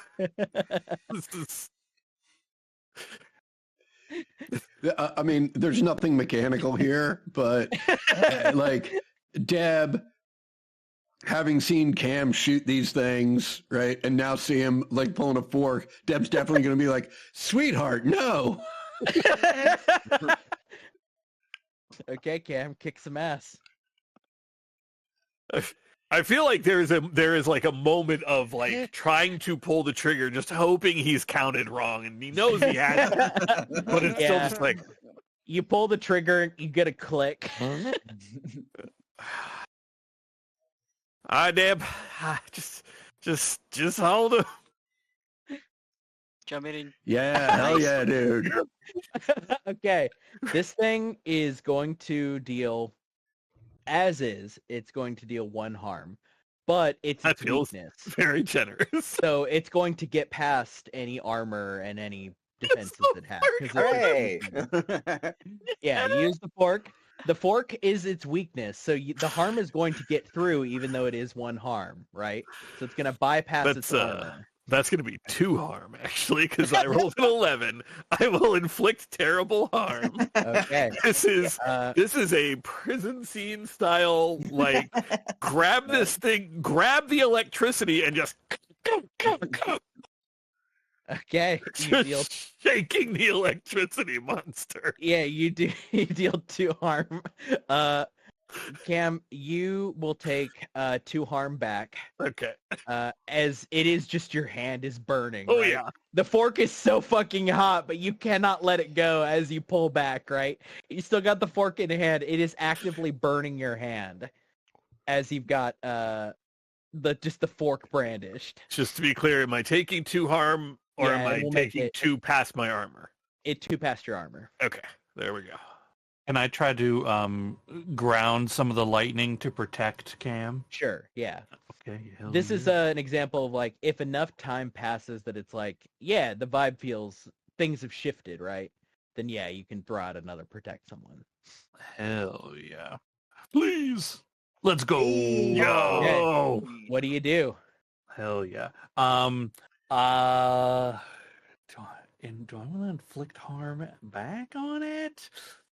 Kill I'm it. pretty. Yeah. Well, it'd be like, I don't know how much harm it goes on to. I think it's you inflict a harm. I mean, I've done at least 5 so far. Yeah. I think. I mean, it has armor, so. Oh yeah. It's taken some damage though. It does. No, I will say it does look pretty hurt. You did say both, since mine was silver and silver. It certainly did. Yeah. I've done It at made it least through. 5. I'm fairly injured. I'll take 1 less harm to me, Okay. please. So the way I will, so Cam would have taken 2 harm. Yep. I will say the way we will litigate this is you are trying to ground the electricity out of Miros, so you will take the 1 less harm, so that grounds it out to 0. Cam takes no harm because the 2 harm that would have gotten through would go to you, but you're taking 1 less harm. So it grounds out in your armor. Yeah, just scorch marks around me as it's being grounded. The into thing I'm going to concrete. do is a 0 harm move contextually here, which is you get a -1 forward. Okay. As it's similar to what happened earlier where you sort of lock yourself in place, like focusing your will on the energy to try to like, suck some of it into the demon bag so that some of that heat doesn't transfer so some of that electricity doesn't hurt Cam. It doesn't heat the fork up, right? Mm-hmm. You pull it into the bag instead. And so the -1 forward is just your focus is split a little. Yeah. Okay, that leaves who? I think everyone, unless Rob, you have the opportunity to do something this round, I think. I can't. Like, by class nature, I can't harm this thing, so... You can still do things like help out, though. Like, there are other moves that are available to everybody. Reading bad situation, helping out. I think the bad situation is the gremlin. Not him hurting us at this point. I just watched you shank the fuck out of an electric gremlin. I think it needs help. Okay, so if the answer is no, you're good, but... Let's go with help out. Okay. So you could see Harlow's looking a little... I don't know, Harlow, you just had a big magical backfire. Like, what is your face / vibe right now? Like sickly. Yeah, your hand is currently clenched, almost like rictus, right? I think I am like physically shaking. I look like I might black out. Okay, Rob. This so is definitely the most harm I've ever endured in my life. Rob, I will give you... Go ahead and do a help out on Harlow. We'll call this a help out just on the next thing that Harlow does. You try to, like, snap Harlow. You and Harlow are kind of... This is one of the connection lines we have, right? Is that you two are actually friends. And you can see Harlow freaking out for probably the first time you've ever known Harlow. Rob's going to grab his shoulders and be like, I know you're struggling right now. And he looks at his hand. I know your hand is hurting, but we both can't freak out. I need you to be calm and collected so I can freak out behind the camera. You're insane? That's really helpful. Can you hold this? And I'm going to shove something into your hands. Yeah, I can hold that. Okay. So the help out is a +1, right? Yep. Okay. So that was everyone, right? I didn't miss anyone? Because, yeah, Amiros has the thing in the cooler. Yeah, we are back to it.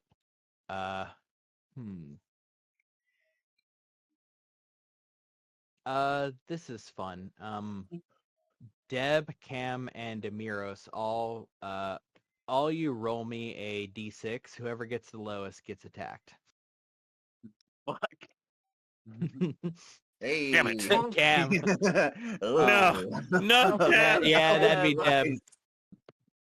Right. Deb, it swings a hand back towards you, because you currently like are kind of wrenched on its back, right? Yep. And you could see as its arm moves, it doesn't like have a proper joint in its shoulder. The hand doesn't seem to like have the same resistance of physiology, right? It just reaches back and the claws rake down into your back. The harm on the table here is 4. Okay. What would I will- Cam or Amiris like to do? Yes. I will definitely protect Deb. Okay. We can't do a double protect, can we? Well, you can try to protect Cam, right? You can do that daisy chain. I'm good. I mean, it's up to you, but like. So you just want to take the hit, Cam? Oh yeah, I will. Okay. I'll let Got Cam it. be the hero. So physically shove Deb if I have to. yeah, I think the result is that Deb, you were kind of like on its back. It reaches one arm out, and Cam like basically puts a shoulder down and just shoulder checks it. Its back like kind of. It's actually probably shoulder checks it to the side so that it spins a little bit. And as it spins, it's facing Amiros, but you get flung off of its back and are on the ground next to it. Okay. So what we'll do is, so I think, yeah, that's fine. Cam, for that particular thing, I will give you a -1 forward. As the harm, as the 2 harm gets over, I could do more, but I like that one because you shoulder checked it and you got the shit shocked out of you, right? Yeah, how much am I taking? It'll be only 2 will get over your armor. Okay. Because And I'm not taking any. Is that correct? And you're good. Yeah. Cool. Cam's stated intention was to take the hit, so you're good. Okay. Okay. That was its attack. We open the floor up. Who wants to go first? Awkward. Do you want to kick stuff off with another jinx? No, actually. Is that thing still moving towards the big guy? Yes. I would like to attune to its mind. Okay, you want to do tune in? Yeah, I want to tune in. Okay, do it to it. Yes. All right. Ooh, 3. Yeah. What is it planning to do right now? Return to its creator.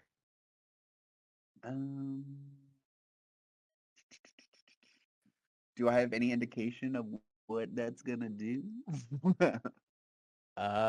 It's gonna give it's trying to give its power back. That's what it's going to do. This thing is designed to go out, get something, and bring it back. It's trying to do that. How can I attract its attention? So if you want to like distract it, probably that would involve you running over to it and trying to get some kind of rubber down on top of it. Or just something, just obstructing it somehow. It's hard to get a thing like this attention because it isn't quite so smart as some of the other things were. But the easiest way to distract it or to fuck it up is to run over and just physically get in its way. Okay. I'll just yell out, "Who's got rubber?" Wait, can I ask where the bola's at? The bola is currently wrapped around one of them that's in the cooler. Oh, okay, never mind. That's what I missed. Okay. I mean, rubber or silver, awkward. Yeah, I don't imagine many people have silver right now. I got a fork. Do you want to give me the fork? I mean, it's your fork. The fork clearly was meant to be with you. Yeah, it was the fork of destiny. It'd feel weird to use right now. Okay, so awkward. That's what you got. Are you running over to the thing as you call out for rubber? Yeah. Okay. All right. So I will leave it then to Harlow and Rob. You two are the ones who are not up in the shit right now, right? So you might be able to respond better to what Awkward said as Awkward runs past both of you. I am sorry. What exactly did Awkward just say? Who has rubber? I'm trying to think if there's anything else that I may. This is one of those where if you can think of something that you would have on your person, just as a person, right? That isn't Yeah, like necessarily equipment. Rob's kind of basic though. He keeps cigarettes, a lighter, and 3 cameras. Uh-huh. So basics. Well, Yeah, I mean, take this one if Rob, I will say contextually to you, being that you are a smart boy, one of these things went into that engine when Deb put it down on top of it. I think that's probably. Can we get the rubber? No, not rubber. Can we get the thing from the engine? What is it called? It's a belt. I mean, the one thing I will tell you is you have something in your hand and one in your pocket that can hold something like this. Yeah, I know what you're hinting at. I know. It's a hard choice. It's kill your darlings moment. This is my evidence. What do you mean? Uh-huh. You're holding it in your hand. You see Awkward leaned over something. Is this for the big guy? I assume this is just for the big guy. It's gotta be. Rob. Yeah. Hey. Chill out. I'm gonna pull out a disposable camera that I have that's still definitely an electronic box. Uh-huh. Oh, thank God! I'm not gonna lose my job. Okay, Harlow, I will say you'll still have a +1 forward for the next thing. But your action here, if you want to build off of what Awkward said, is you can resolve this problem, but you're going to have to run over and put your camera like on top of where Awkward tells you to. Yeah, I can do that. Okay. So yeah, you both now have this thing. I will put this. You put the camera in. Harlow, you can feel like, again, as in your hand, you like put your hand down into something you cannot see. Awkward could see it latch onto the mechanical pieces in the camera. And Harlow, it feels weird to feel a disposable camera sort of heating up and gently vibrating, right? Like it's the just, plastic in it is melting. Yeah, it just doesn't feel good to hold, but you do have it. And you know that these ones, whatever these are like the one that was in the engine, where like it was a lot more docile than the phone one, right? Okay. Now it feels sort of pointless, but Cameron will shout at rubber shotgun butt in the bag. Don't shoot yourself. Oh, y'all got it. That was my plan because I do have a shotgun as part of my starting gear. Uh-huh. And then I'm camera caught me by surprise too. Seeing Cam go to shank this thing more, I'm gonna to try and help out. I'm gonna get back up, get behind it again, and I'm gonna kick it in the back of the knee and jump on its back to try and drive it further into the fork that Cam's gonna shank it with. Okay, give me that help out. Rob has an epiphany watching all this happen. He needs to learn how to do medicine. That's not magical. Nice. Deb, there's jumping on its back feels much the same. Like just jumping onto somehow a furry live wire. It's not great. Like By the way, also, I think I should mention, like, at this point now, because you've been on it, Deb's hair is fucking crazy. Yeah. Like, it's standing completely up on end. It's been so static electricity charged at this point. Like, it's just fully straight up. Kicking the back of its knee, Deb, was strange because, like, you kicked the knee and you know what it's supposed to do, but it just didn't react at all. Like, it didn't have the part to its leg that... that's required for it to, like, but you were on its back. The help out is successful. Right. You just have that moment of being like, what? Why doesn't its leg have the... Right. As I'm leaping into the air after having made the kick, Deb is thinking to herself, that worked in Sturgis in 2017. Fucking Sturgis. I swear to God, if you mention the Lone Star Rally, I'm gonna fucking, I'm gonna kill Deb immediately. Meteor falls from the sky. Note to self. That's the kill switch when you want to bring in the other one. Okay. That gives me a +1. Mm-hmm. Which negates the -1. Ooh. Oh no. Okay. I think no, I'm just gonna leave that. Okay. No, fuck it. I'll luck it. Fuck it. Holy! Yep. You guys are spending so much fucking luck. Yep. I sure am. We live to luck. Counts as a 12. Yeah. It's a big kick some ass. What's your effect? You got a fork. Yeah, it's a harmful fork. It's another big harmful fork. It's another big harm fork. Terrible harm. +1. You reach in and just like drive it up through the bottom of the thing's jaw. And like, again, that effect is like, you can see, it doesn't look like it doesn't feel like stabbing, right? It almost is like shoving it into static, where suddenly you see the spot where the fork goes just becomes violent. Like the physical space suddenly becomes violent. It certainly does the damage, and it's going to deal that harm back to you. How much harm is that? The 2. Okay.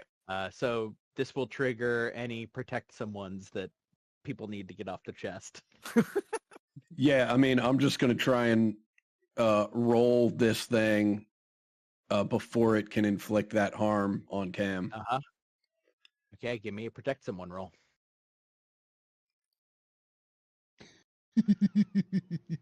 Ooh, Wow. Jesus Christ. Oh boy. That's going to be a problem. It's okay. I'm good. I haven't taken that much harm. What? You, in pulling, you, Deb, let's see. You'll take 2 harm. Okay. Your harm is not necessarily from it, but it slams you up against the turbine. Right. You pull back on it, and it doesn't save Cam, but it gets you a physical oof as your back slams into the turbine behind you. Cam is still gonna take the 2. Is Yep. that correct? Can I try to protect? Someone was completely ineffective. Can I try to protect Cam as Deb gets kind of launched back? You may. Okay, cool. I think I close the distance to like kind of at the last moment try to get some hands with energy in front of whatever like blast is hitting Cam to try to contain some of it. Okay. Protect -1. -1. It's a 10. Hey, it's a Hell yeah. Hell yeah. Okay, what's your effect? Yeah. Okay. What is my... It's so weird that we are either like failing or complete It's- success. We have it's had insane. so few mixed I successes know. tonight. It's nonsense. I actually do want some XP. I wish I would fail a little more. The only one not power leveling like everyone I know, else. I'm behind. I'm falling behind. I think, I mean, I'm injured as well, so I'll take the -1 to me. Okay, so the 2 harm would have made it over the top into Cam. You take it. In other words, you would have taken 2 harm, -1, -1, so 0. Okay, I will give you, again, just another -1 forward. Okay. So that is Cam's action and Deb's. You're I up. I look at Cam as we're both like kind of like struggling here, and just say, "This is not what you're meant to do. You will live." I think it is your move, actually, Amiros.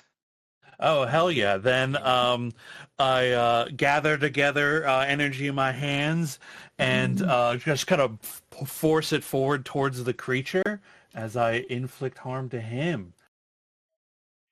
Okay, give me a kick some ass. Kick this guy's ass. -1. Yo! Yeah, get it. Oh, Yo! yeah. Okay, how much? I'd never miss. How much yeah, and what effect? We're gonna do another +1 to harm, so 4 harm. Holy magic! Hell yeah.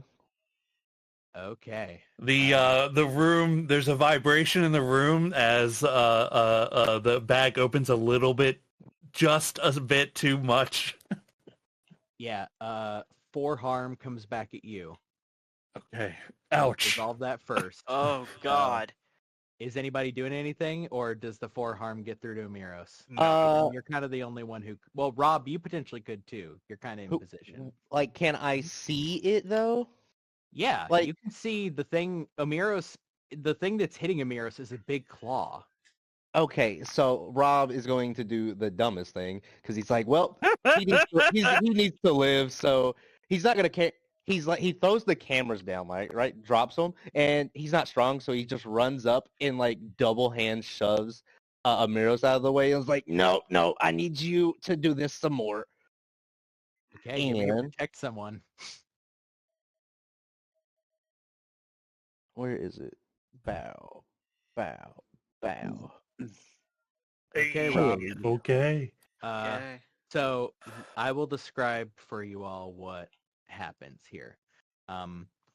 Amiros, describe for me in more detail what you do as you are leveling your power against this thing and you deal terrible harm upon it. Yeah.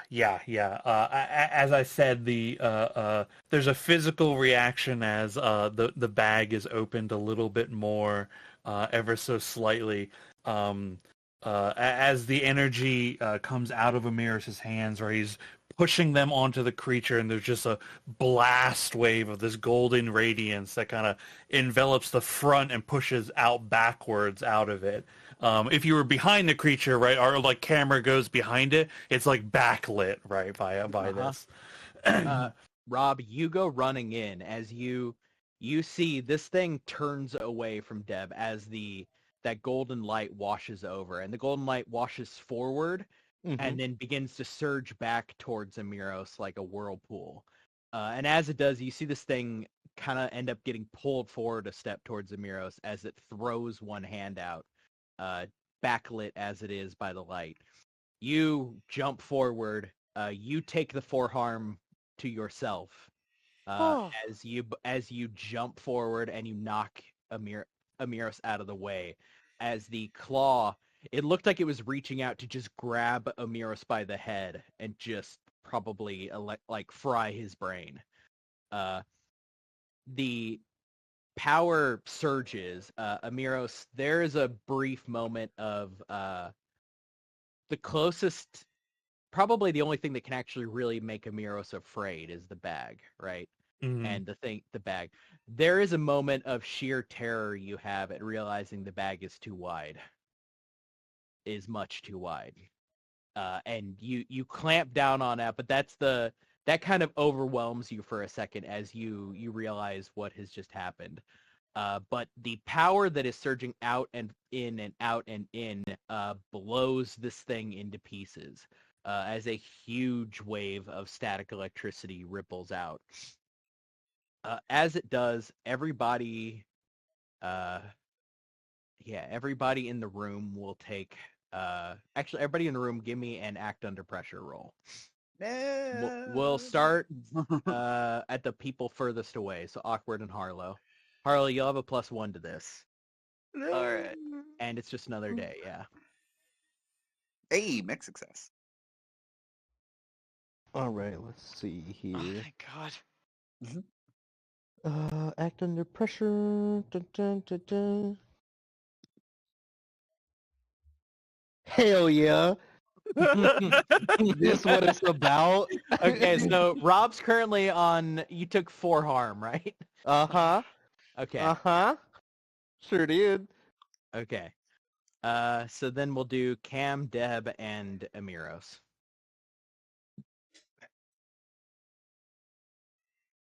Man, I wish that was a failure. I need XP. Oh, don't worry about it. I'm definitely about to be making I'm really about to excel at XP because this is coming a new character, okay? Yeah, Deb, You're gonna be fine. Okay, all of the people who rolled a 10 or above, so Harlow and Cam, the way this essentially looks is that there's a brief moment where you're all staring at the vacuum of power where this thing once was, and then the power just surges out, right? This unbound electricity ripples out and tries to find any kind of conduit. The act under pressure is the degree to which you shield yourself, move away from it, or otherwise stop that from happening.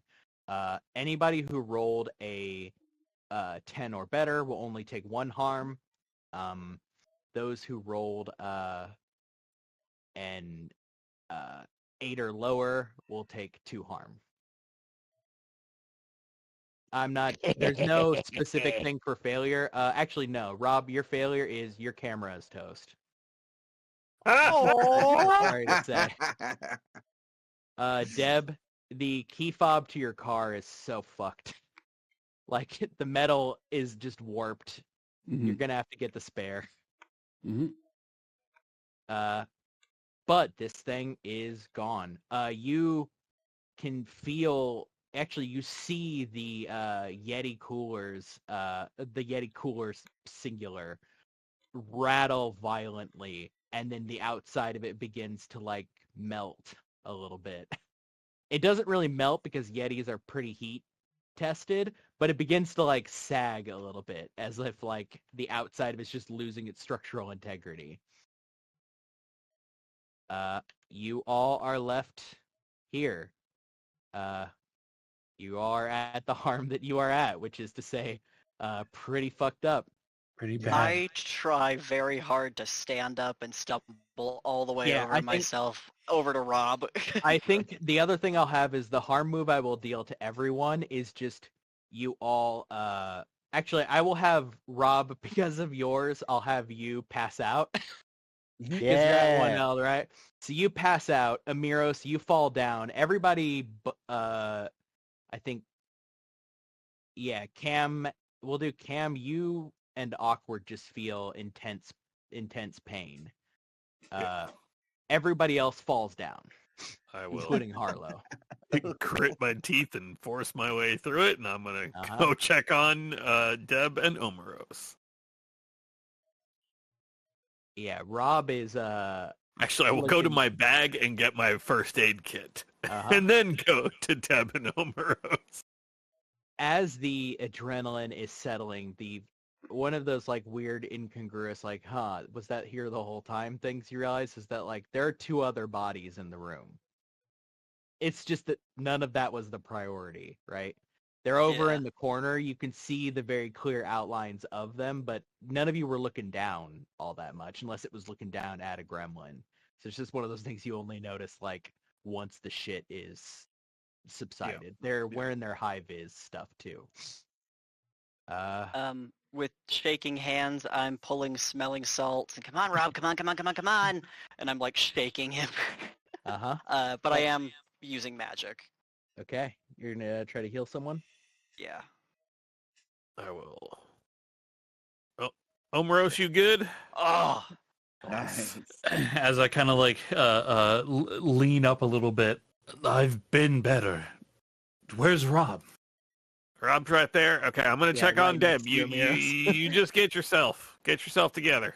Okay, Rob, heal 1, and I think the smelling salts wake you back up with a world of pain, an enormous, excruciating amount of pain, as it Yeah, feels like somebody has kicked you all over.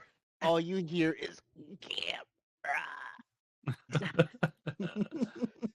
Yep, my camera has a gremlin in it. I'm giving a fake smile, and then just now that he's alive.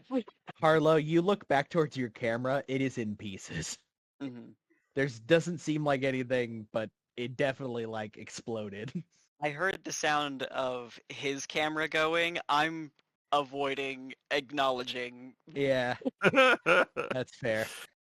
Cam, you're trying to heal Deb. Yeah. Deb, you Okay. doing all right? I'm gonna get some bandages on you. Just hold still. Deb, for you, you got that like kind of heart palpitation feeling where it's just too much electricity has gone through you. It's clearly like caused a little bit of like, weird heart rhythm. Hell yeah. Okay. You heal 2 harm. Yeah. Excellent.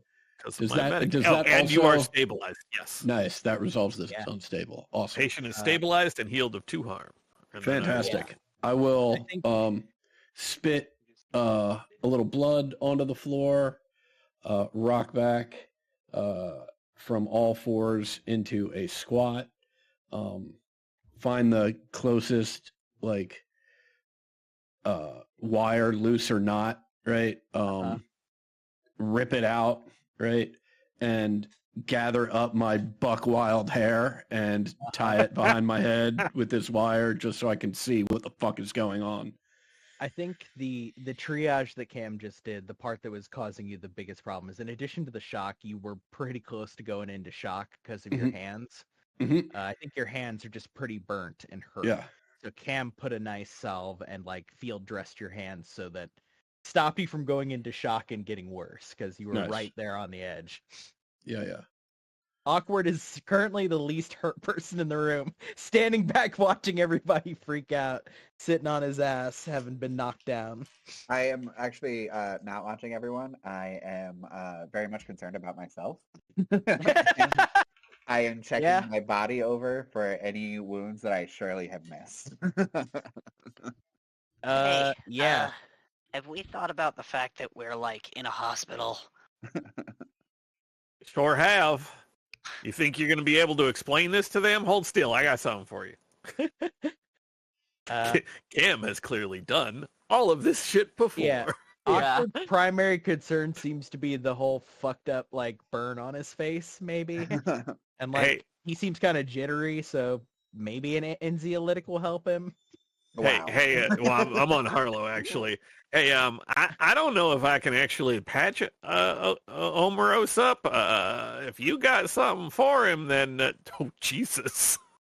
Is that you for also Harlow? Yeah, that's for Harlow. Oh, you also great. healed 2 and stabilize. Oh, thank you.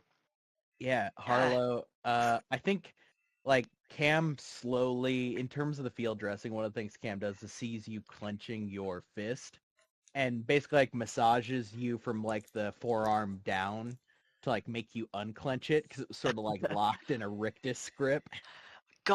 Okay, no shit. The fucking thing that I'm dealing with right now, I woke up last night dealing with this.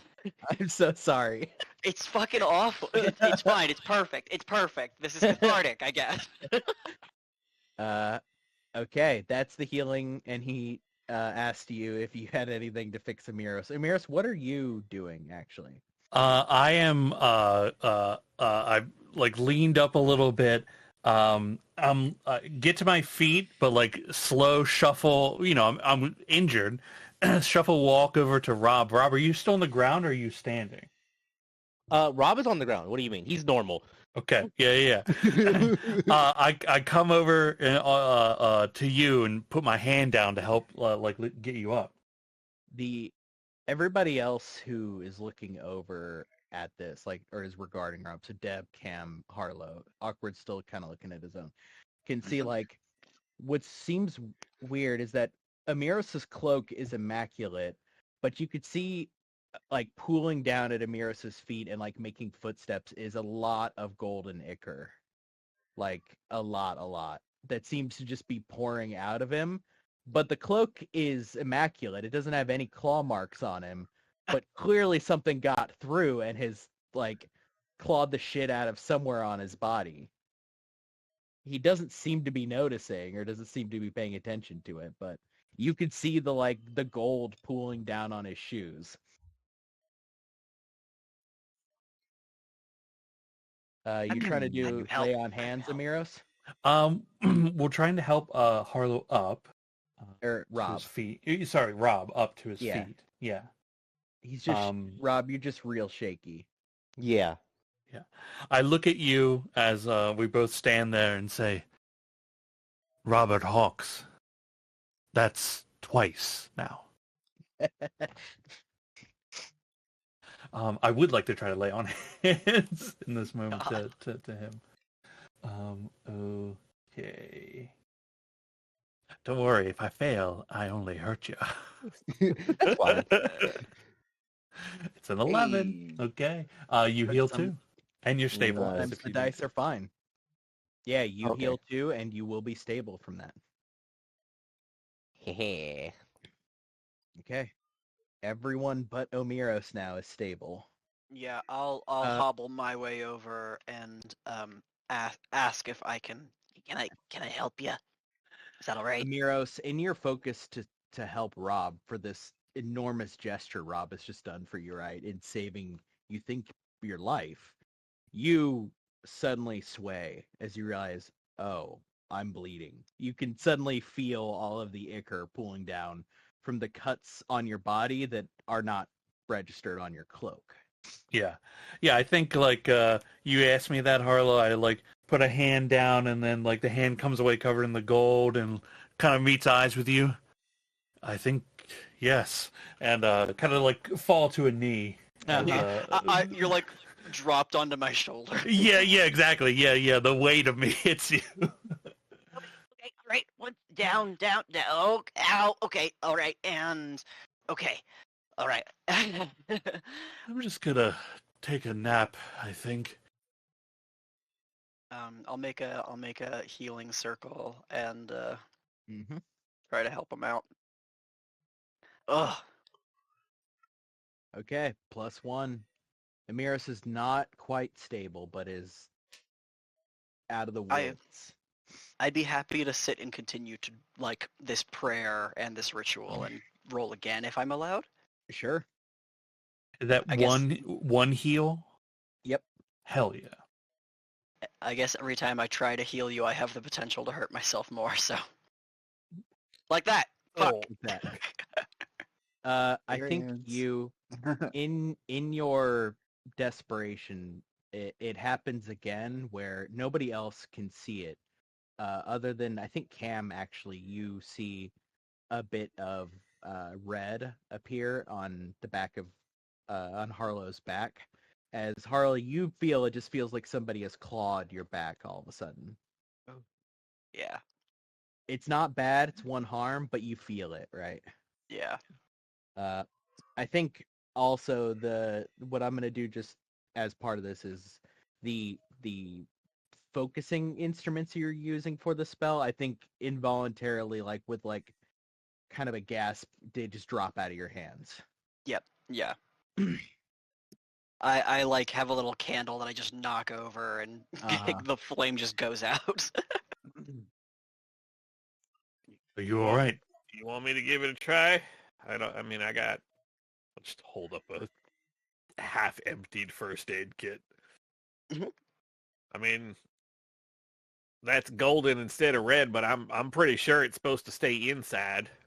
Mm-hmm. How's your sewing? Let's find out. Hey. It's not bad. On a 7 to 9, choose one: heal 2 harm or stabilize the injury. With where Moros is, if I heal 2 harm, will that stabilize, or does stabilize have to be done separately? So I'll actually phrase it. We'll make it a kind of an RP decision. It would doing 2. I won't do this in the future, like if you do this in combat, but here it feels like a cool choice to make, which is you can give him a full field dressing, but you realize that Amiros has quite a few wounds, right? And that might take some time. Or you can stabilize him so that he's no longer unstable. He's not in danger of bleeding out. He's just at 3, right? And you can do that fast. Or you can take some time and make sure Amiros gets up to 5. But that will take... by time, we're measuring time in like 10 minutes, right? Which you don't know how long you have. A bunch of shit has just happened. You've got 3 dead people, right? Yeah, and there have been gunshots in the basement of a hospital. So, yeah, I will just stabilize Umro so he's not bleeding and getting worse. Yeah, mostly the bandaging, right? He's gonna need sewing. As you actually get a look at him, you see the claw marks, the actual physical injuries look like regular injuries. It's just that there is not normal blood. There is this... It's much more... As you see it come out, it looks very gold and gets a lot less gold as it makes contact with air. Cam, I look to you and say, "Don't worry, I'll live," and start laughing. Okay, all right. Amir, so you are stable. So if you have unstable marked, it basically means we don't have to resolve you're going to bleed out or you're going to have any more effects from your injuries. Okay. That's off the table now. Gotcha. Okay. Mm-hmm. Okay. Cam? Everybody is back to their feet. Oh, go ahead, Deb. Cam, darling, there are any bullets left in that gun? Afraid not. All right, then. Try to requisition a few more. Is there another one of those things? I will start shuffling through my bag. No, but we are going to have to do something about all this, and I'll just gesture around to the room. I'm going to try and stage this scene to make it look like we interrupted these people fucking with the generators for some reason, and all hell broke loose. I am, yeah.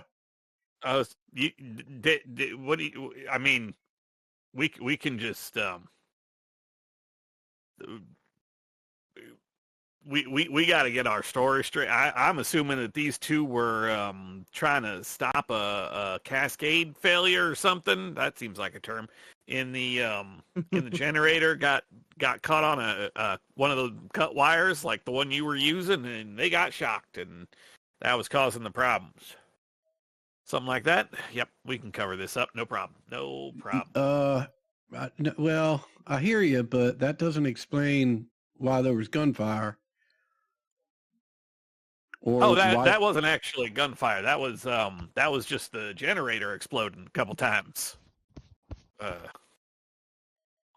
From the background, make sure you pick up your shells. These were definitely maintenance crew, right? They're city water, light, and power people. They have the high vis that Right. CWLP. Yeah. They're from the city. They probably called them in emergency because they probably have engineers on staff, but given the situation, this is like a much bigger emergency. I figure there was already a problem, and then they got called out to look into it. So staging it as they were messing with it is sort of. As you all are talking, you don't hear the generators around you are clearly fucked. But you do hear a backup generator kick on. You don't really hear it because it is far enough away, but you see some of the lights, not where in the room you're in, but in the hallway, the lone bulb flickers back on. In the hallway the way you came. We all have that, like, PTSD immediate spin. Like, oh, shit! Awkward, I would like you to get 1 experience. I phrased it just to fuck with you. But your premonition, right? It Yeah, it resolved. Yeah, so more specifically, you remember the 3 parts of your premonition, right? One was the hospital loses power, power comes back on. Hospital loses power again, power stays off. City loses power. Okay. You know what point you just stopped it. You can, as part of the premonition, you kind of feel it. Yeah. So yeah, mark that experience. The premonition roll has been resolved. You stopped it from happening. Hooray!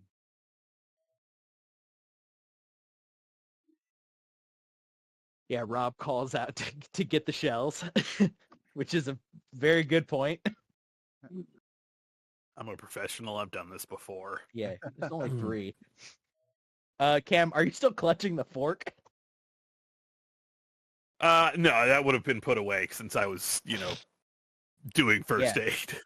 For the record, Cam, the fork is like still immaculate. Like it's not warped. It's not like doesn't seem to be damaged at all considering you just branched it and shoved it into a giant, not giant, a human-sized monster. I've seen bigger. You have. Deeply. We could So, yeah, maybe actually make that into something like a tool. It's a fork, but a tool. Cameron will walk over to Awkward and just hold it out. I think this is yours. I mean, you can do with it what you want. Oh, thanks for letting me have that for a while. Yeah, I didn't know when it'd be useful, but I knew it would eventually be. So, in terms of getting out of here, asking above the table a bit because we'll montage it with rolls as appropriate. What is the plan here? What's the game plan? Haphazardly clean up as best we can to get the F out of Dodge. We don't want to clean up too much because... Yeah, I mean, cleaning up the things that, like golden blood, as best we can, bullet shells. Yeah, we left. It is a problem that Amiris's blood seems to stay golden. Like it doesn't look like it's fading in color like normal blood does. I've got a solution. I'm gonna unbutton my overalls and like kind of drop the top down to my waist. And then pull off my hoodie and turn it inside out because it's fleece. And then I'm going to literally just mop the floor with my shirt. Yeah, mop the golden ichor. Good. And then turn it inside out. And then I'm just going to button my overalls on top of my chest and wad up my sweater and I'm going to carry it out. So send me the dry cleaning. Stuff in the bag. I don't have that many. I have my backpack, but I was wearing this.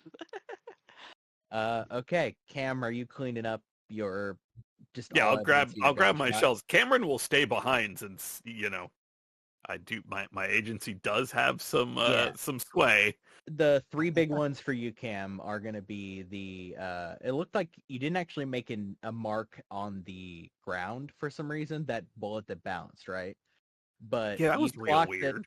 Yeah, you clocked that there's probably a dent in the rafter above you, which you can kind of now see as the steam fades. And there's going to be a bullet wedged in a generator over there. Oh yeah, I will pull out a knife and try to get that out. It's not super thick, right? Because the bullet bounced twice, but it is kind of in there. You are able to get it out.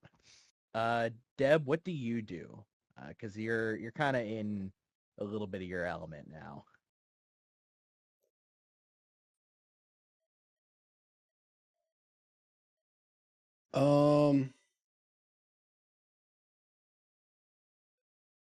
No, given what everyone is currently doing, I think Deb just picks her big knife up off the ground, wipes the blade on the pant leg of one of the corpses, slides it back into her boot, and leans back against the generator and smiles. Do you invoke your either like friends on the force or anything like that? I mean, if we're just going to do this as like montage, then yeah, at whatever appropriate point, like, when I see somebody, like uh, um,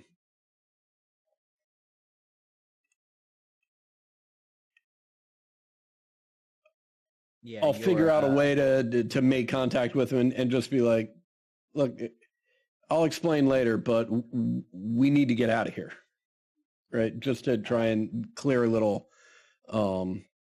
Yeah, give me your act under pressure roll for that. I think this is you got your cocaine cowboy. You're gonna lean on. Fantastic. Yeah.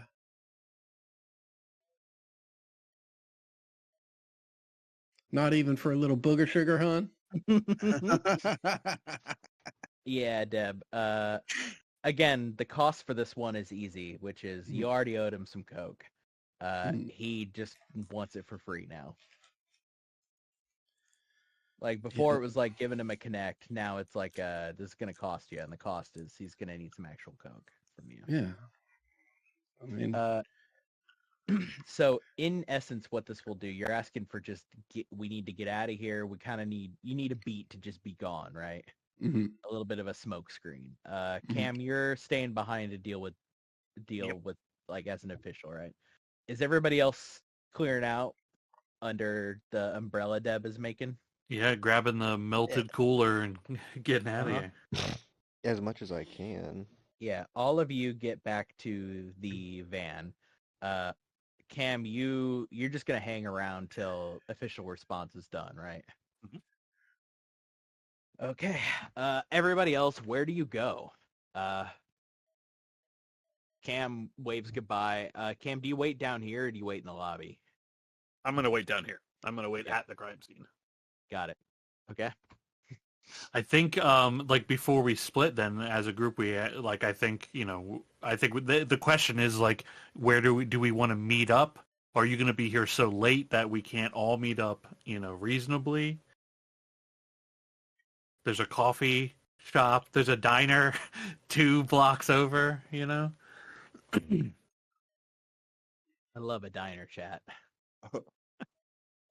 I mean, the diner feels the most reasonable because that's usually where people end up going after they're almost dead. I don't know why the diner is like the go-to spot. So, I mean, I'm down to get waffles and eggs. I mean, y'all want to get into the emergency room, get looked at? Well, I mean, not Omeros, but the rest of y'all? As Harlow said, we are at a hospital. Yeah, as you say that, Rob pulls out a cigarette. I think I'm good. Holy. Okay, are you guys going to oh god, I can't remember the stupid fucking name I gave for a diner. The diner down the street. Omeros, if anybody has a good name. Do you have medical supplies to help fix yourself up at your place? No. I'll recover. Very well, then. Okay. Do you go chocolate malt? Chocolate malt? Chocolate malt?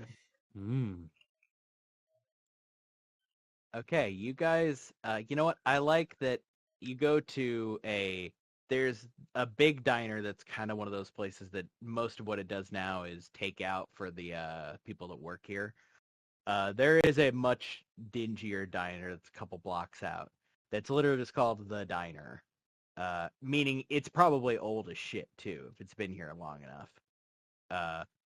And it is functionally a lot like a Waffle House, except with a more classic interior. A lot of like red leather, that like the checkered little floors. retro diner vibe. Yeah. It's not super clean, but it is, warm and like it's got a friendly glow about it. We will cut to that in a moment. Cam, you wait, and first comes the first responders, which are the police, right? And they're doing a sweep through. So they come in guns up, right? Okay. Gun has been put away. I got my badge in my hand and my hands up. Yeah. Easy enough to explain away, right? What's the official story you give them for what happened here? Oh boy. The official story that they are getting is that there was a problem with the generators that was clearly called in by the hospital. County sent somebody out. There was a very unfortunate there was unfortunate damage to this machinery, it looks like, and as they were trying to work on it, something else burst, flooding steam into the room, which basically electrocuted / steamed them to death. They got trapped into the room. We managed to get in. We cleared the door, but I mean, the door handle is melted, so they clearly could not get out. And it's unfortunate, but we made it in and got everything shut down.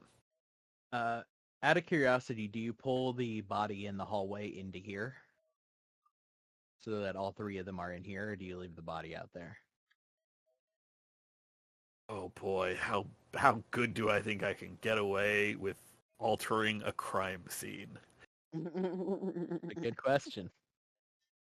Because your story, right? You know, selling your story, having the body in here sells that better. Body out there is a little more complicated. Something must have happened, right? Yeah, it's definitely weird to have a body out in the other room. Weird shit happens, right? Yeah, they walked. They walked a couple feet before they died. Yeah, I will actually leave it because I mean that is where the dude died, and I want forensics to reflect that. And it's not like it's not like any of us killed him. Like he got cooked in the chest. Mm-hmm. You know, he tried to get the door open. Maybe he tried to get the door open, and that's how the inside of the door handle got melted. Just a weird arc. I don't know. I'm not an electrician. When the paramedics arrive, Cam, which happens pretty fast right after the cops. Like the cops clearly came down, did the sweep. Paramedics don't know yet that everybody down here is dead, but they come down to, do what they do. Assess these people very dead. You catch when they're talking to each other, one of them mentions that they heard from somebody worked down with the up from where you currently are with the coroner. One of the county coroners did an analysis. All this is a fancy way of saying they say like, oh yeah, somebody like got something like this happened to them, but they were a patient here. And one of them's like, when the fuck did that happen? The other one's like, I don't know, like 2 days ago or 3 days ago or something. I heard about it earlier today. Isn't that what we investigated this morning? Uh-huh. Yeah. Okay. Cameron will say nothing. Yeah, the thing is, somebody died. You know somebody died, but because you never saw the body, right? And you never followed up on that angle. This is the first you're hearing about what happened to that body.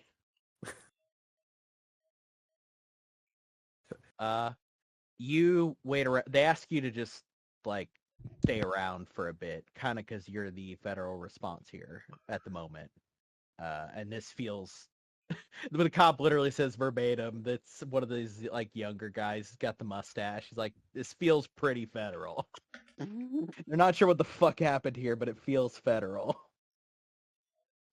It's still being treated like a crime scene, like there was foul play involved, but they don't seem to have any suspicion thrown towards you.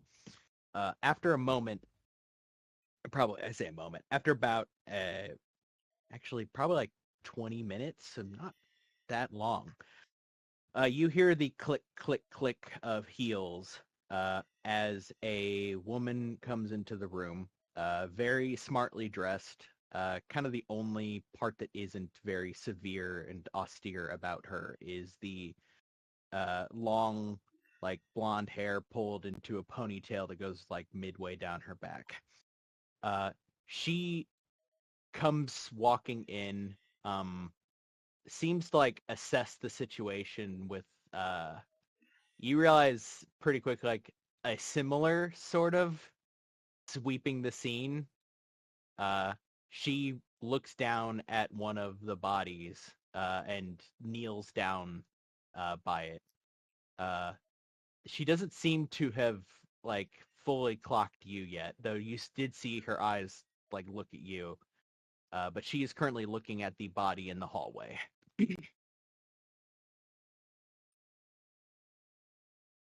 I'm assuming I don't recognize this person at all. You don't. They definitely don't look like one of the podunks here. But you're not sure. You get the smell of Fed, but you don't know which one, right? Oh, I bet I do.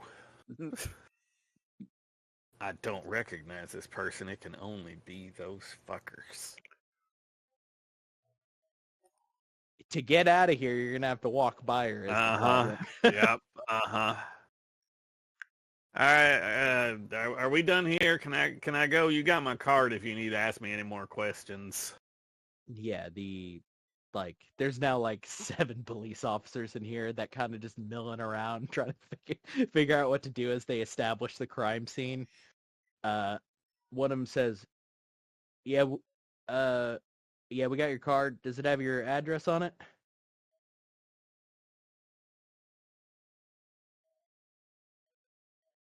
So you're like, yeah. It's on there. Also, my official number. Yeah. Don't leave town. I live here. Yeah, I mean, but don't like run or anything. I know how this works. I'm a professional. And then I will go to leave. He nods. As you walk by, you see her. She's got black nitrile gloves on and is like examining something. The eyes flick up towards you, Cam, and there is a smile as she says, "Do you prefer Cameron or Agent O'Brien?" You can just call me Agent. Agent. She nods. She goes, "FBC." Yeah, I figured. She smiles and nods. Looking down at the body, she says, "So, I assume you didn't tell them what actually happened here?" I will very, very loudly, with my face turned towards the room that I have just left. Of course I told them everything that happened. Like I said, I'm a professional. And I will stare her in the eyes as I say the last 3 words. She rolls her eyes with very clear contempt. As the contempt not towards you, but towards the police back in the room. She nods. She reaches out to hand you a card. I'll take it. It is not her card. The card says Armitage Research Laboratories.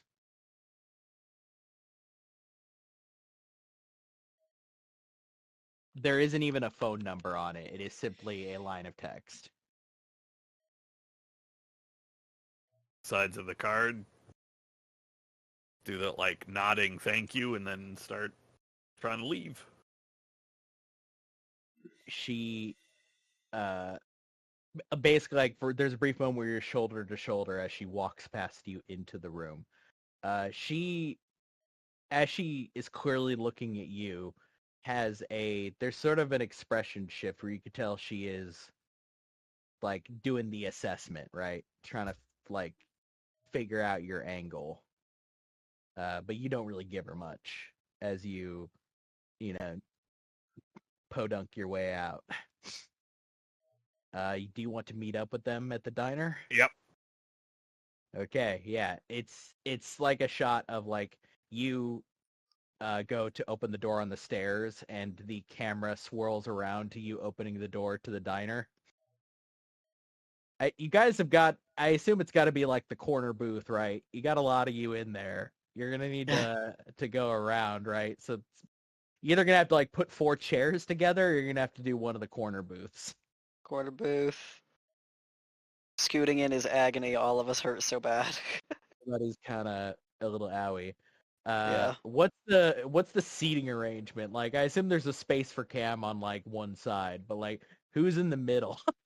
Me. Harlow and who else? Probably me. Yeah, so it's like Harlow, Awkward, and then who's on each side? I need a aisle seat. I gotta be able to step outside for some smoke. Yeah, you got to be able to smoke frequently. So you're on so the layout is like Rob's got to be over here. This is a fun little math game we get to play. Yeah. And then I think that probably leaves either Amiris, are you sitting by Rob?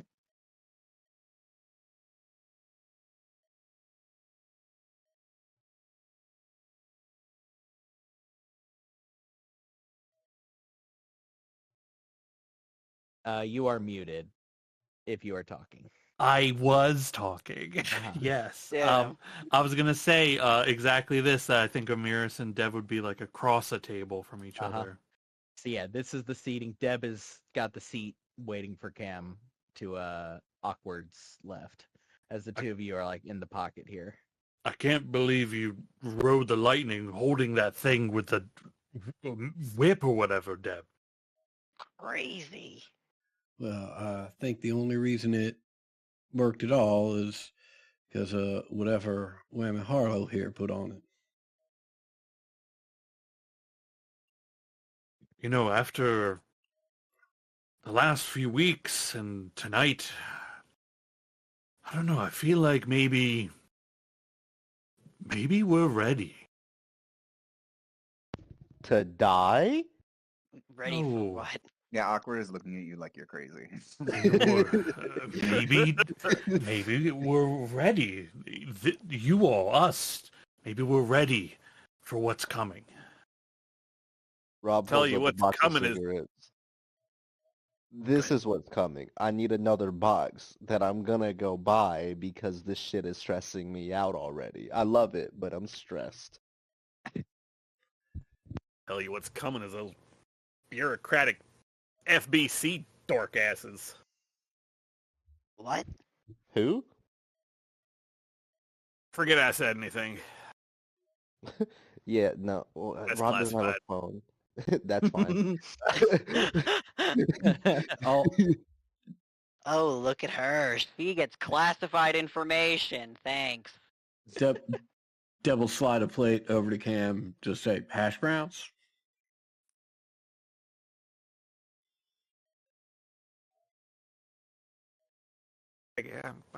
Yeah, I guess. As an ambiance thing, like what food is in front of each of you? Like what did you order? What do you got your post-battle meal? It is diner food, so don't ask for vegan shit. They're not going to be able to do that. Is it breakfast all day? Well, I mean, you could get a salad, and of course it's breakfast all day. I would say it's a diner. Pancakes. Rob, there is a phone around, and also your phone is fucked. I'm so sorry. It did explode in the cooler, is the thing. Harlow will be hungry in an hour, but still has adrenaline. It's coffee only.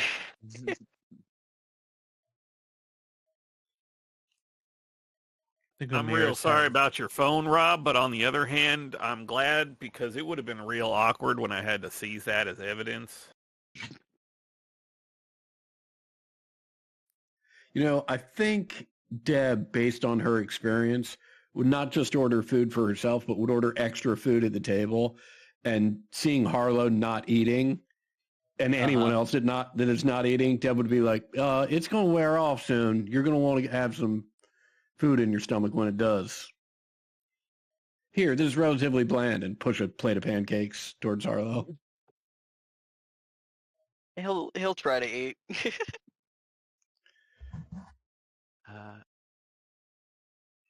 Okay, Rob, you are conspicuously getting up to go walk to try to use like any kind of phone they got, right? Yes. Okay, give me that roll. How do you just roll Charm. that? Yeah. Hey. Got it. Okay. So we will resolve that between the two of us. All of you see, Rob, what excuse do you give as you're getting up to go?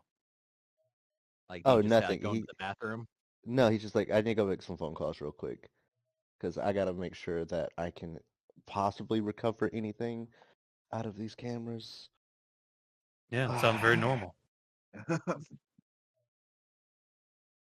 But he's Okay, like, whenever, Rob. if they get here and they bring my waffles while I'm gone, I don't want them to get cold. Let me know. Rob, you kind of tuck yourself to the side. You ask to use their phone, dial the number. Camera will pan back to the table where I think the food has arrived as you get back, Rob. I'll tell you what you learned later. Heck yeah. But yeah, now you are all back at the table with food present. Even more food, I should say. You probably already had some like appetizers, but or like a few like hash browns or side things. But everybody's main thing is here now that Cam is here. Look, they put peanut butter cups and Oreos in the sundae. Can you believe it? Absolutely awesome. You just reminded me. Maybe we should get shakes as well. It is glorious times we live in. So, where do you think the Thunderlings came from?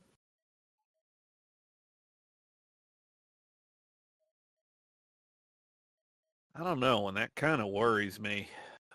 I mean, the little ones, maybe the big one made them, but then you have to wonder what got the big one here. I mean, that, and imagine if that had been summoned like in a power substation instead of popping up at the bottom of a hospital. And I mean, part of it might have been that it came through, and I will tell them about the death that I heard about. Mm-hmm. Oh. Yeah, that was that hotel room or hospital room we never made it. We never quite made it back to. And I mean, I guess it could be something like a you were saying like a ghost maybe, but like sounds like that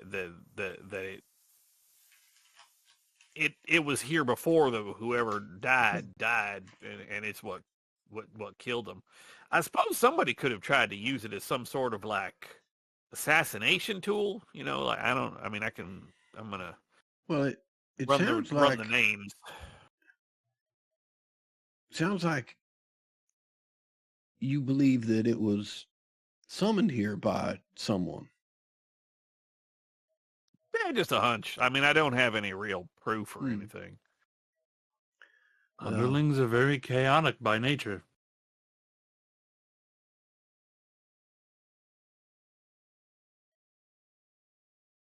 I mean, Yeah. we could maybe go home and I can do some research, but I don't know what that's going to turn up other than urban legends. Are we worried about more of them? Well, possibly, but if I can question this, they were in the hospital. One of them, made it to the parking garage and everything, but the biggest one was in the basement, or I assume that's where we were at, is technically the basement. Yeah, it's like a sub basement. But since they mess with cameras, most of like the electronic devices probably went out. We could, if I can get in touch with a few people, see if we can find any camera feed from a few days ago when all this started, or before this started, to see if anybody went down there. Because the maintenance people were down there, but nobody reported them. I mean, I guess they made it there a little bit before us. Yeah. I mean, I still think the footage might be worth it. like you said. Maybe something of the room, even where someone did die. Well, I don't know if they had cameras in there, and with everything being destroyed like it was in there, we'd have to see if we can find them from the hallways and the rooms leading up to that area, if anybody looks suspicious going in. Deb, you know something the rest don't, which is that you do know that Special Circumstances was on the beat, right? The Special Circumstances is like the 3 people who are on staff who get the shit job of handling this bullshit when it happens on the Beeman PD like payroll. And you know that one of them was there and one of them was not there. But neither of them were at the station.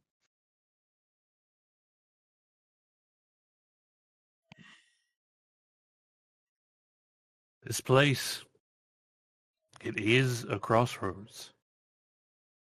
It brings in all sorts of strange things.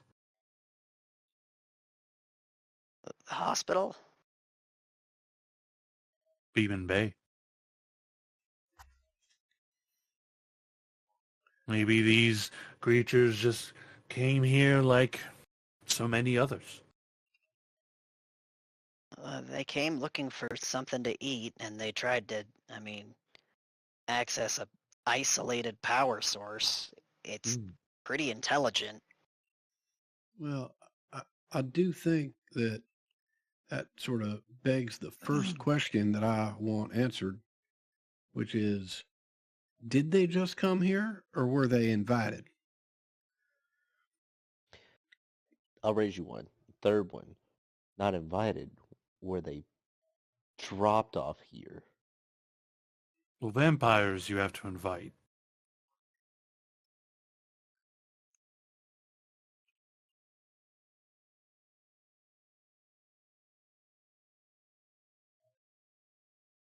These also can be it's possible these aren't, I suppose, a summon, right?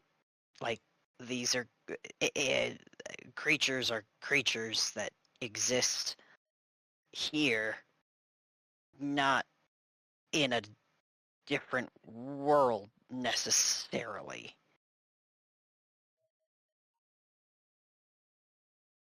Maybe if there are others that we should be worried about, there's a reason they're being driven into the town looking for such big power sources. But that would only be if we're worried about more of these. Well, my follow-up question to that is not that it can't be a possibility, but what if, how would that necessarily make sense with now it being a thing and not previously? Like, where would they be at outside of the city to be able to feed? What would they feed on? If they live off electricity, we would see more frequent occurrences of them over the years. Oh, yeah, but Perhaps we have and never knew. Yeah, like I said, a gremlin in the car is a thing that just makes it stop working sometimes. Power windows or whatever. I think it's good to check to see if maybe there is something more beyond this, but it also could be, it doesn't have to be more than what it is. Doug, awkward. Real quick to resolve your role. The hazy impression you get is you touched this thing's mind for a moment, right? For a brief second, you made a connection with it, and there's an after image that sort of sticks with you, an after feeling almost, or the echoes of a feeling, which the overarching feeling that you get is that it's kind of like, it doesn't have a conception of this, but it feels like something that is running, that has escaped and is on the run.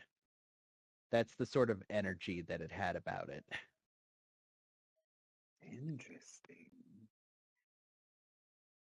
But yeah, I'll give you that with the sensitive combined with the tune in. It's kind of an after feeling you get, is like, this thing, yeah, it was smart, yeah, it was hungry, but also it was like, it got away from something, it knows it got away from something. Yeah, well, all you guys are talking, he has like his head in his hands and he's kind of rubbing his temples with his eyes closed. Only like half paying attention as you guys talk.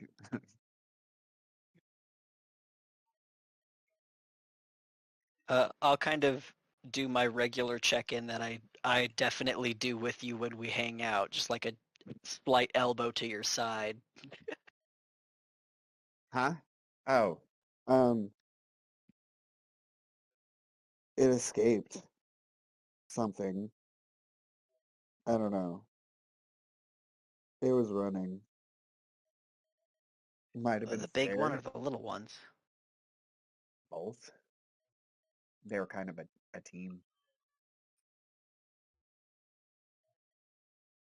I don't know if it was necessarily invited, but it certainly found its way here.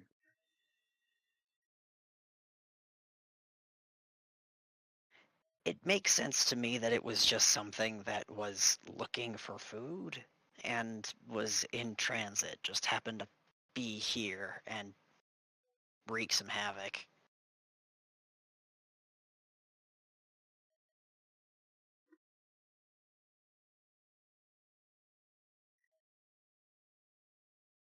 I don't know about the rest of you, but I'm kind of concerned as to what it was running from. Agreed.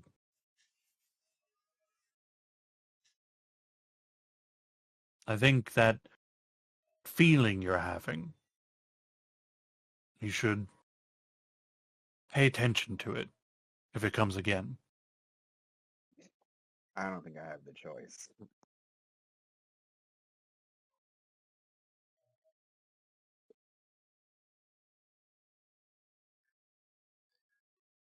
Well,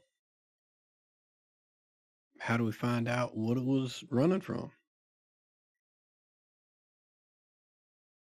Could maybe do some divination. Yay. We could, You have psychic abilities. Sometimes.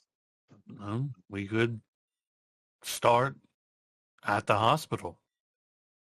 Seems like maybe there is more to this. If it was running something, we could take a look at where it all started. If we don't find anything, then we'll just have to keep an eye out. I'll nod over in Rob's direction, say, and I'll reach out to some of my contacts and see if I can't get some of that surveillance footage you were talking about. That'd be good. Now I gotta get replacement cameras. Awkward. Ah. Going off book here for a second. Ooh. Give me a kind of a tune-in roll. We'll use tune-in as what Okay. you're fishing for. Bam. Oh. The impression you get, which is more of an image, is it's a very strong image. You see a padded room. It is white rubber panels on all of the walls. And in the middle of it is a stool, and on the stool is to you it just looks like an old-fashioned radio. It feels almost like a blink, and you see there are no lights in this room. You realize it's completely dark, but still you can see, and you see in that blink a door is open, the radio is broken, light is flooding in from the hallway, quickly goes out, and you're in actual darkness. And you kind of come back to yourself. I don't remember. Did I see a padded room in my vision, or was that just part of the Nope. intro? Okay. Yeah. In the vision, you just saw what was going to happen, which is the hospital, and then the hospital permanently, and then the city. Yeah. Okay. Hey, does the hospital have a psych ward? I guess I would. I could tell everybody who would know. No, it doesn't. There's no like sanitarium around here Yeah. until I need there to be one for the plot. Yep, that's fair.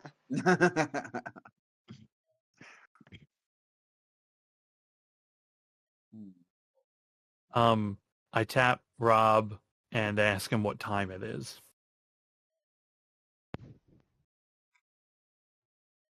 Waffle time. It is fucking 8:36 p.m. It feels like midnight to all of you. It is fucking 8:36 p.m. on a Thursday night. Bunch of you got work tomorrow.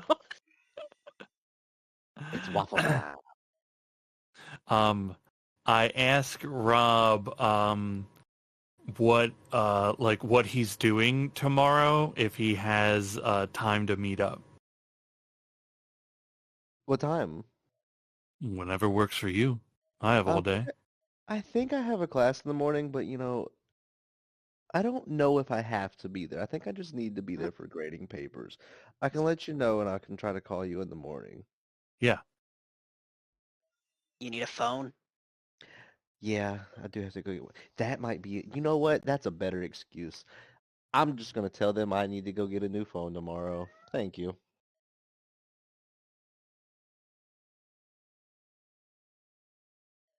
So Tell you what what, you tomorrow? All of why you don't slowly... I meet you at the university? Yeah, it works for me. We can go together. All of you one by one realize as you pull out your smartphones that they are all toast. The battery is completely fucking fried. Oh, that sucks. Man, I'm going to have to file so much paperwork on this one just to get my stuff back. They're going to be so mad at me.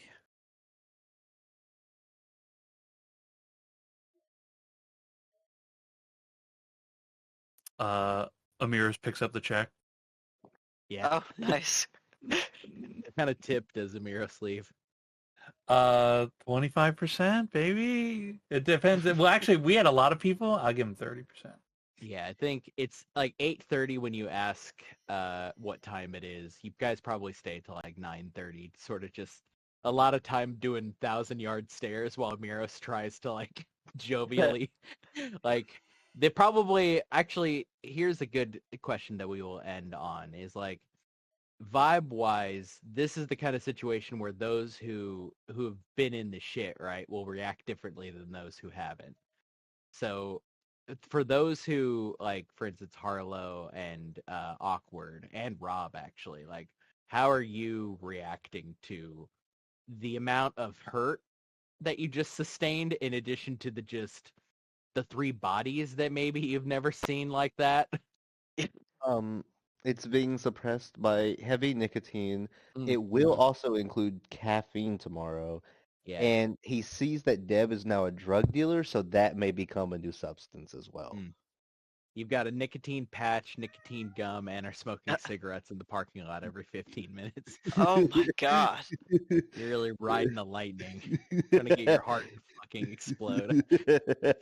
Yeah, you know what'll go down smooth is if you do a whole bunch of nicotine.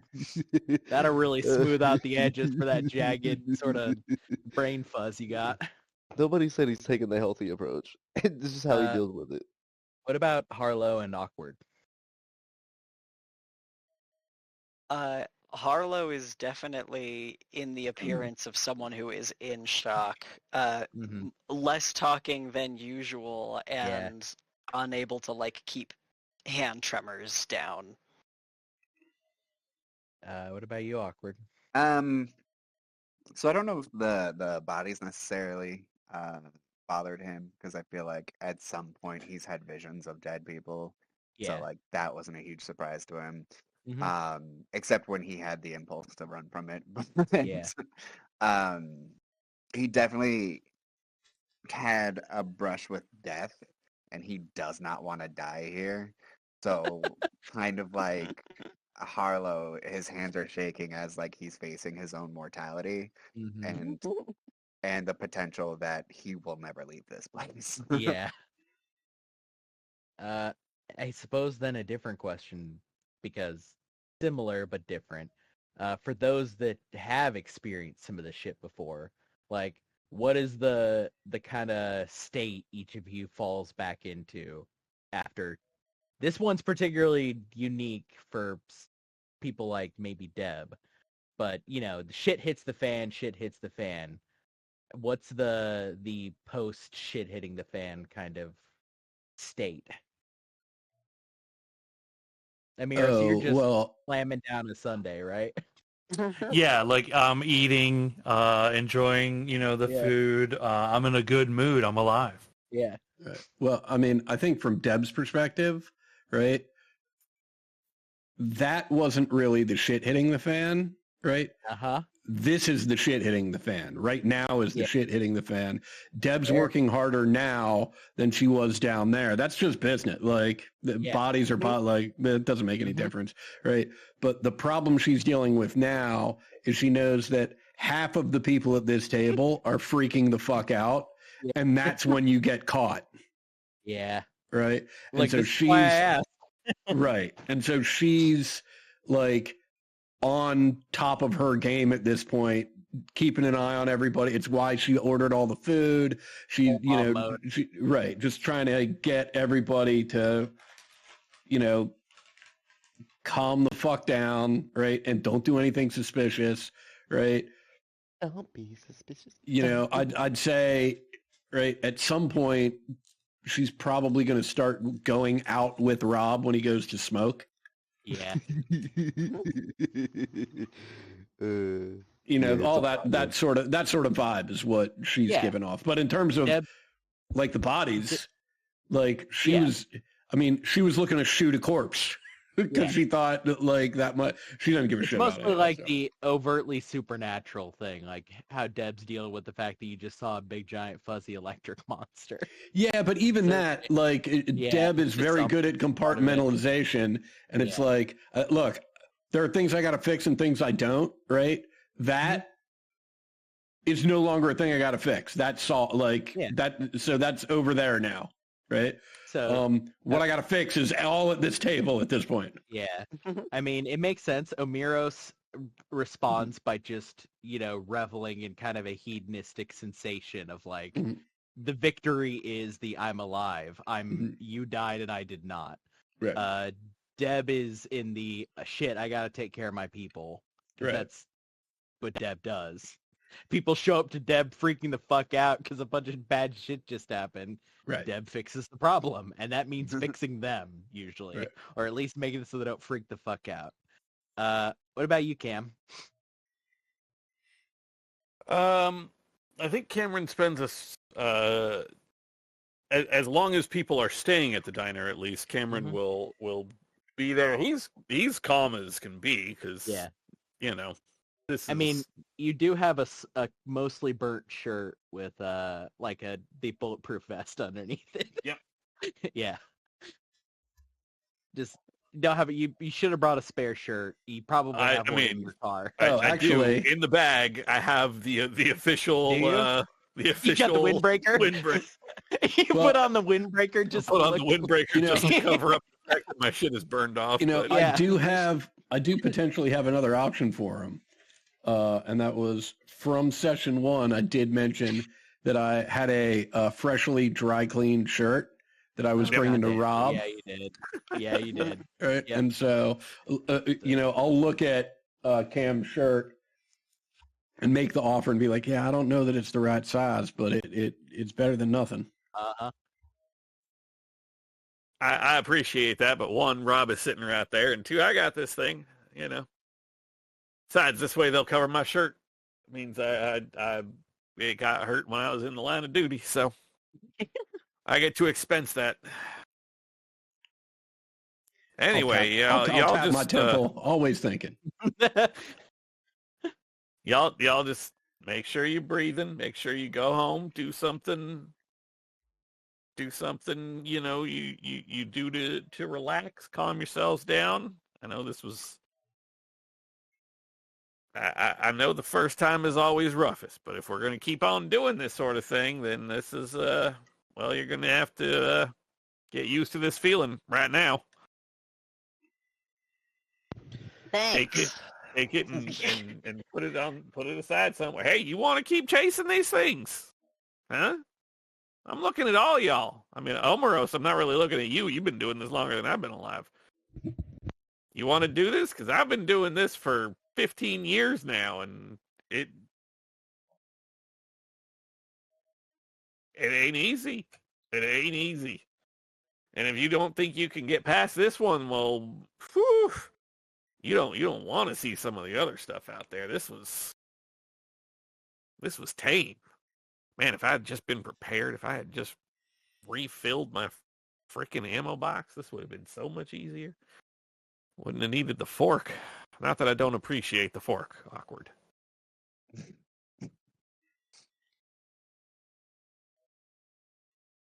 Yeah, we did good. We did good. We put a stop to something that could have hurt a lot more people. Better than good. Great. Sure, we're a little roughed up, but we all made it out. I mean, We saved lives. You all saved lives. You're heroes.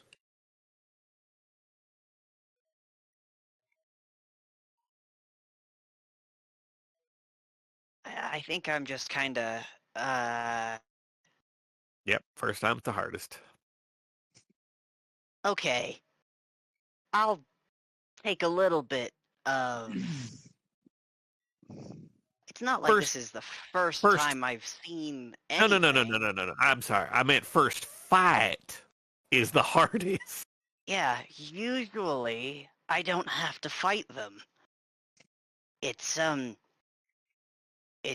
weird trying to move life energy. I've never tried to do that effectively before, and it's apparently going to take a lot of work to get good at it. So, he'll kind of look at Omeros and say, "I'll try not to do that again." You did great, Harlow. And you have plenty of time. In 20, 30 years, I'm sure you'll get a handle on it. Yeah. I look at his shaking fingers. I'll take a sip of my coffee and shake my head a little bit. Omeros, darling, that's not helping. Oh. You got your timelines mixed up again a little bit.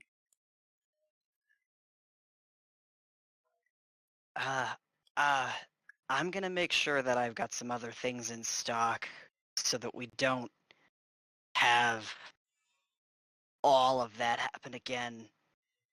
I'll make sure that we have wards before we go out next time.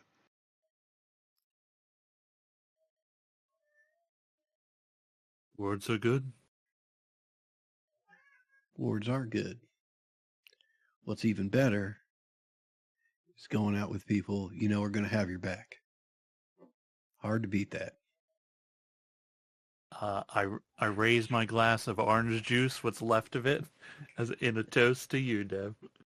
Does everybody raise their respective milkshake / like Cokes? Sure. Awkward says out loud. Sure. Yeah, he's the last one. Yeah. There's not really a clink because it's a little too far apart. It's sort of just to raise the glass. There's an awkward clink as some people make it. Yeah, I think the camera stays in on it for just a little too long, like about 10 or 15 seconds, just to see everybody's face try to figure out what to do after that. And that is where we will end episode 1. Yay. Woo.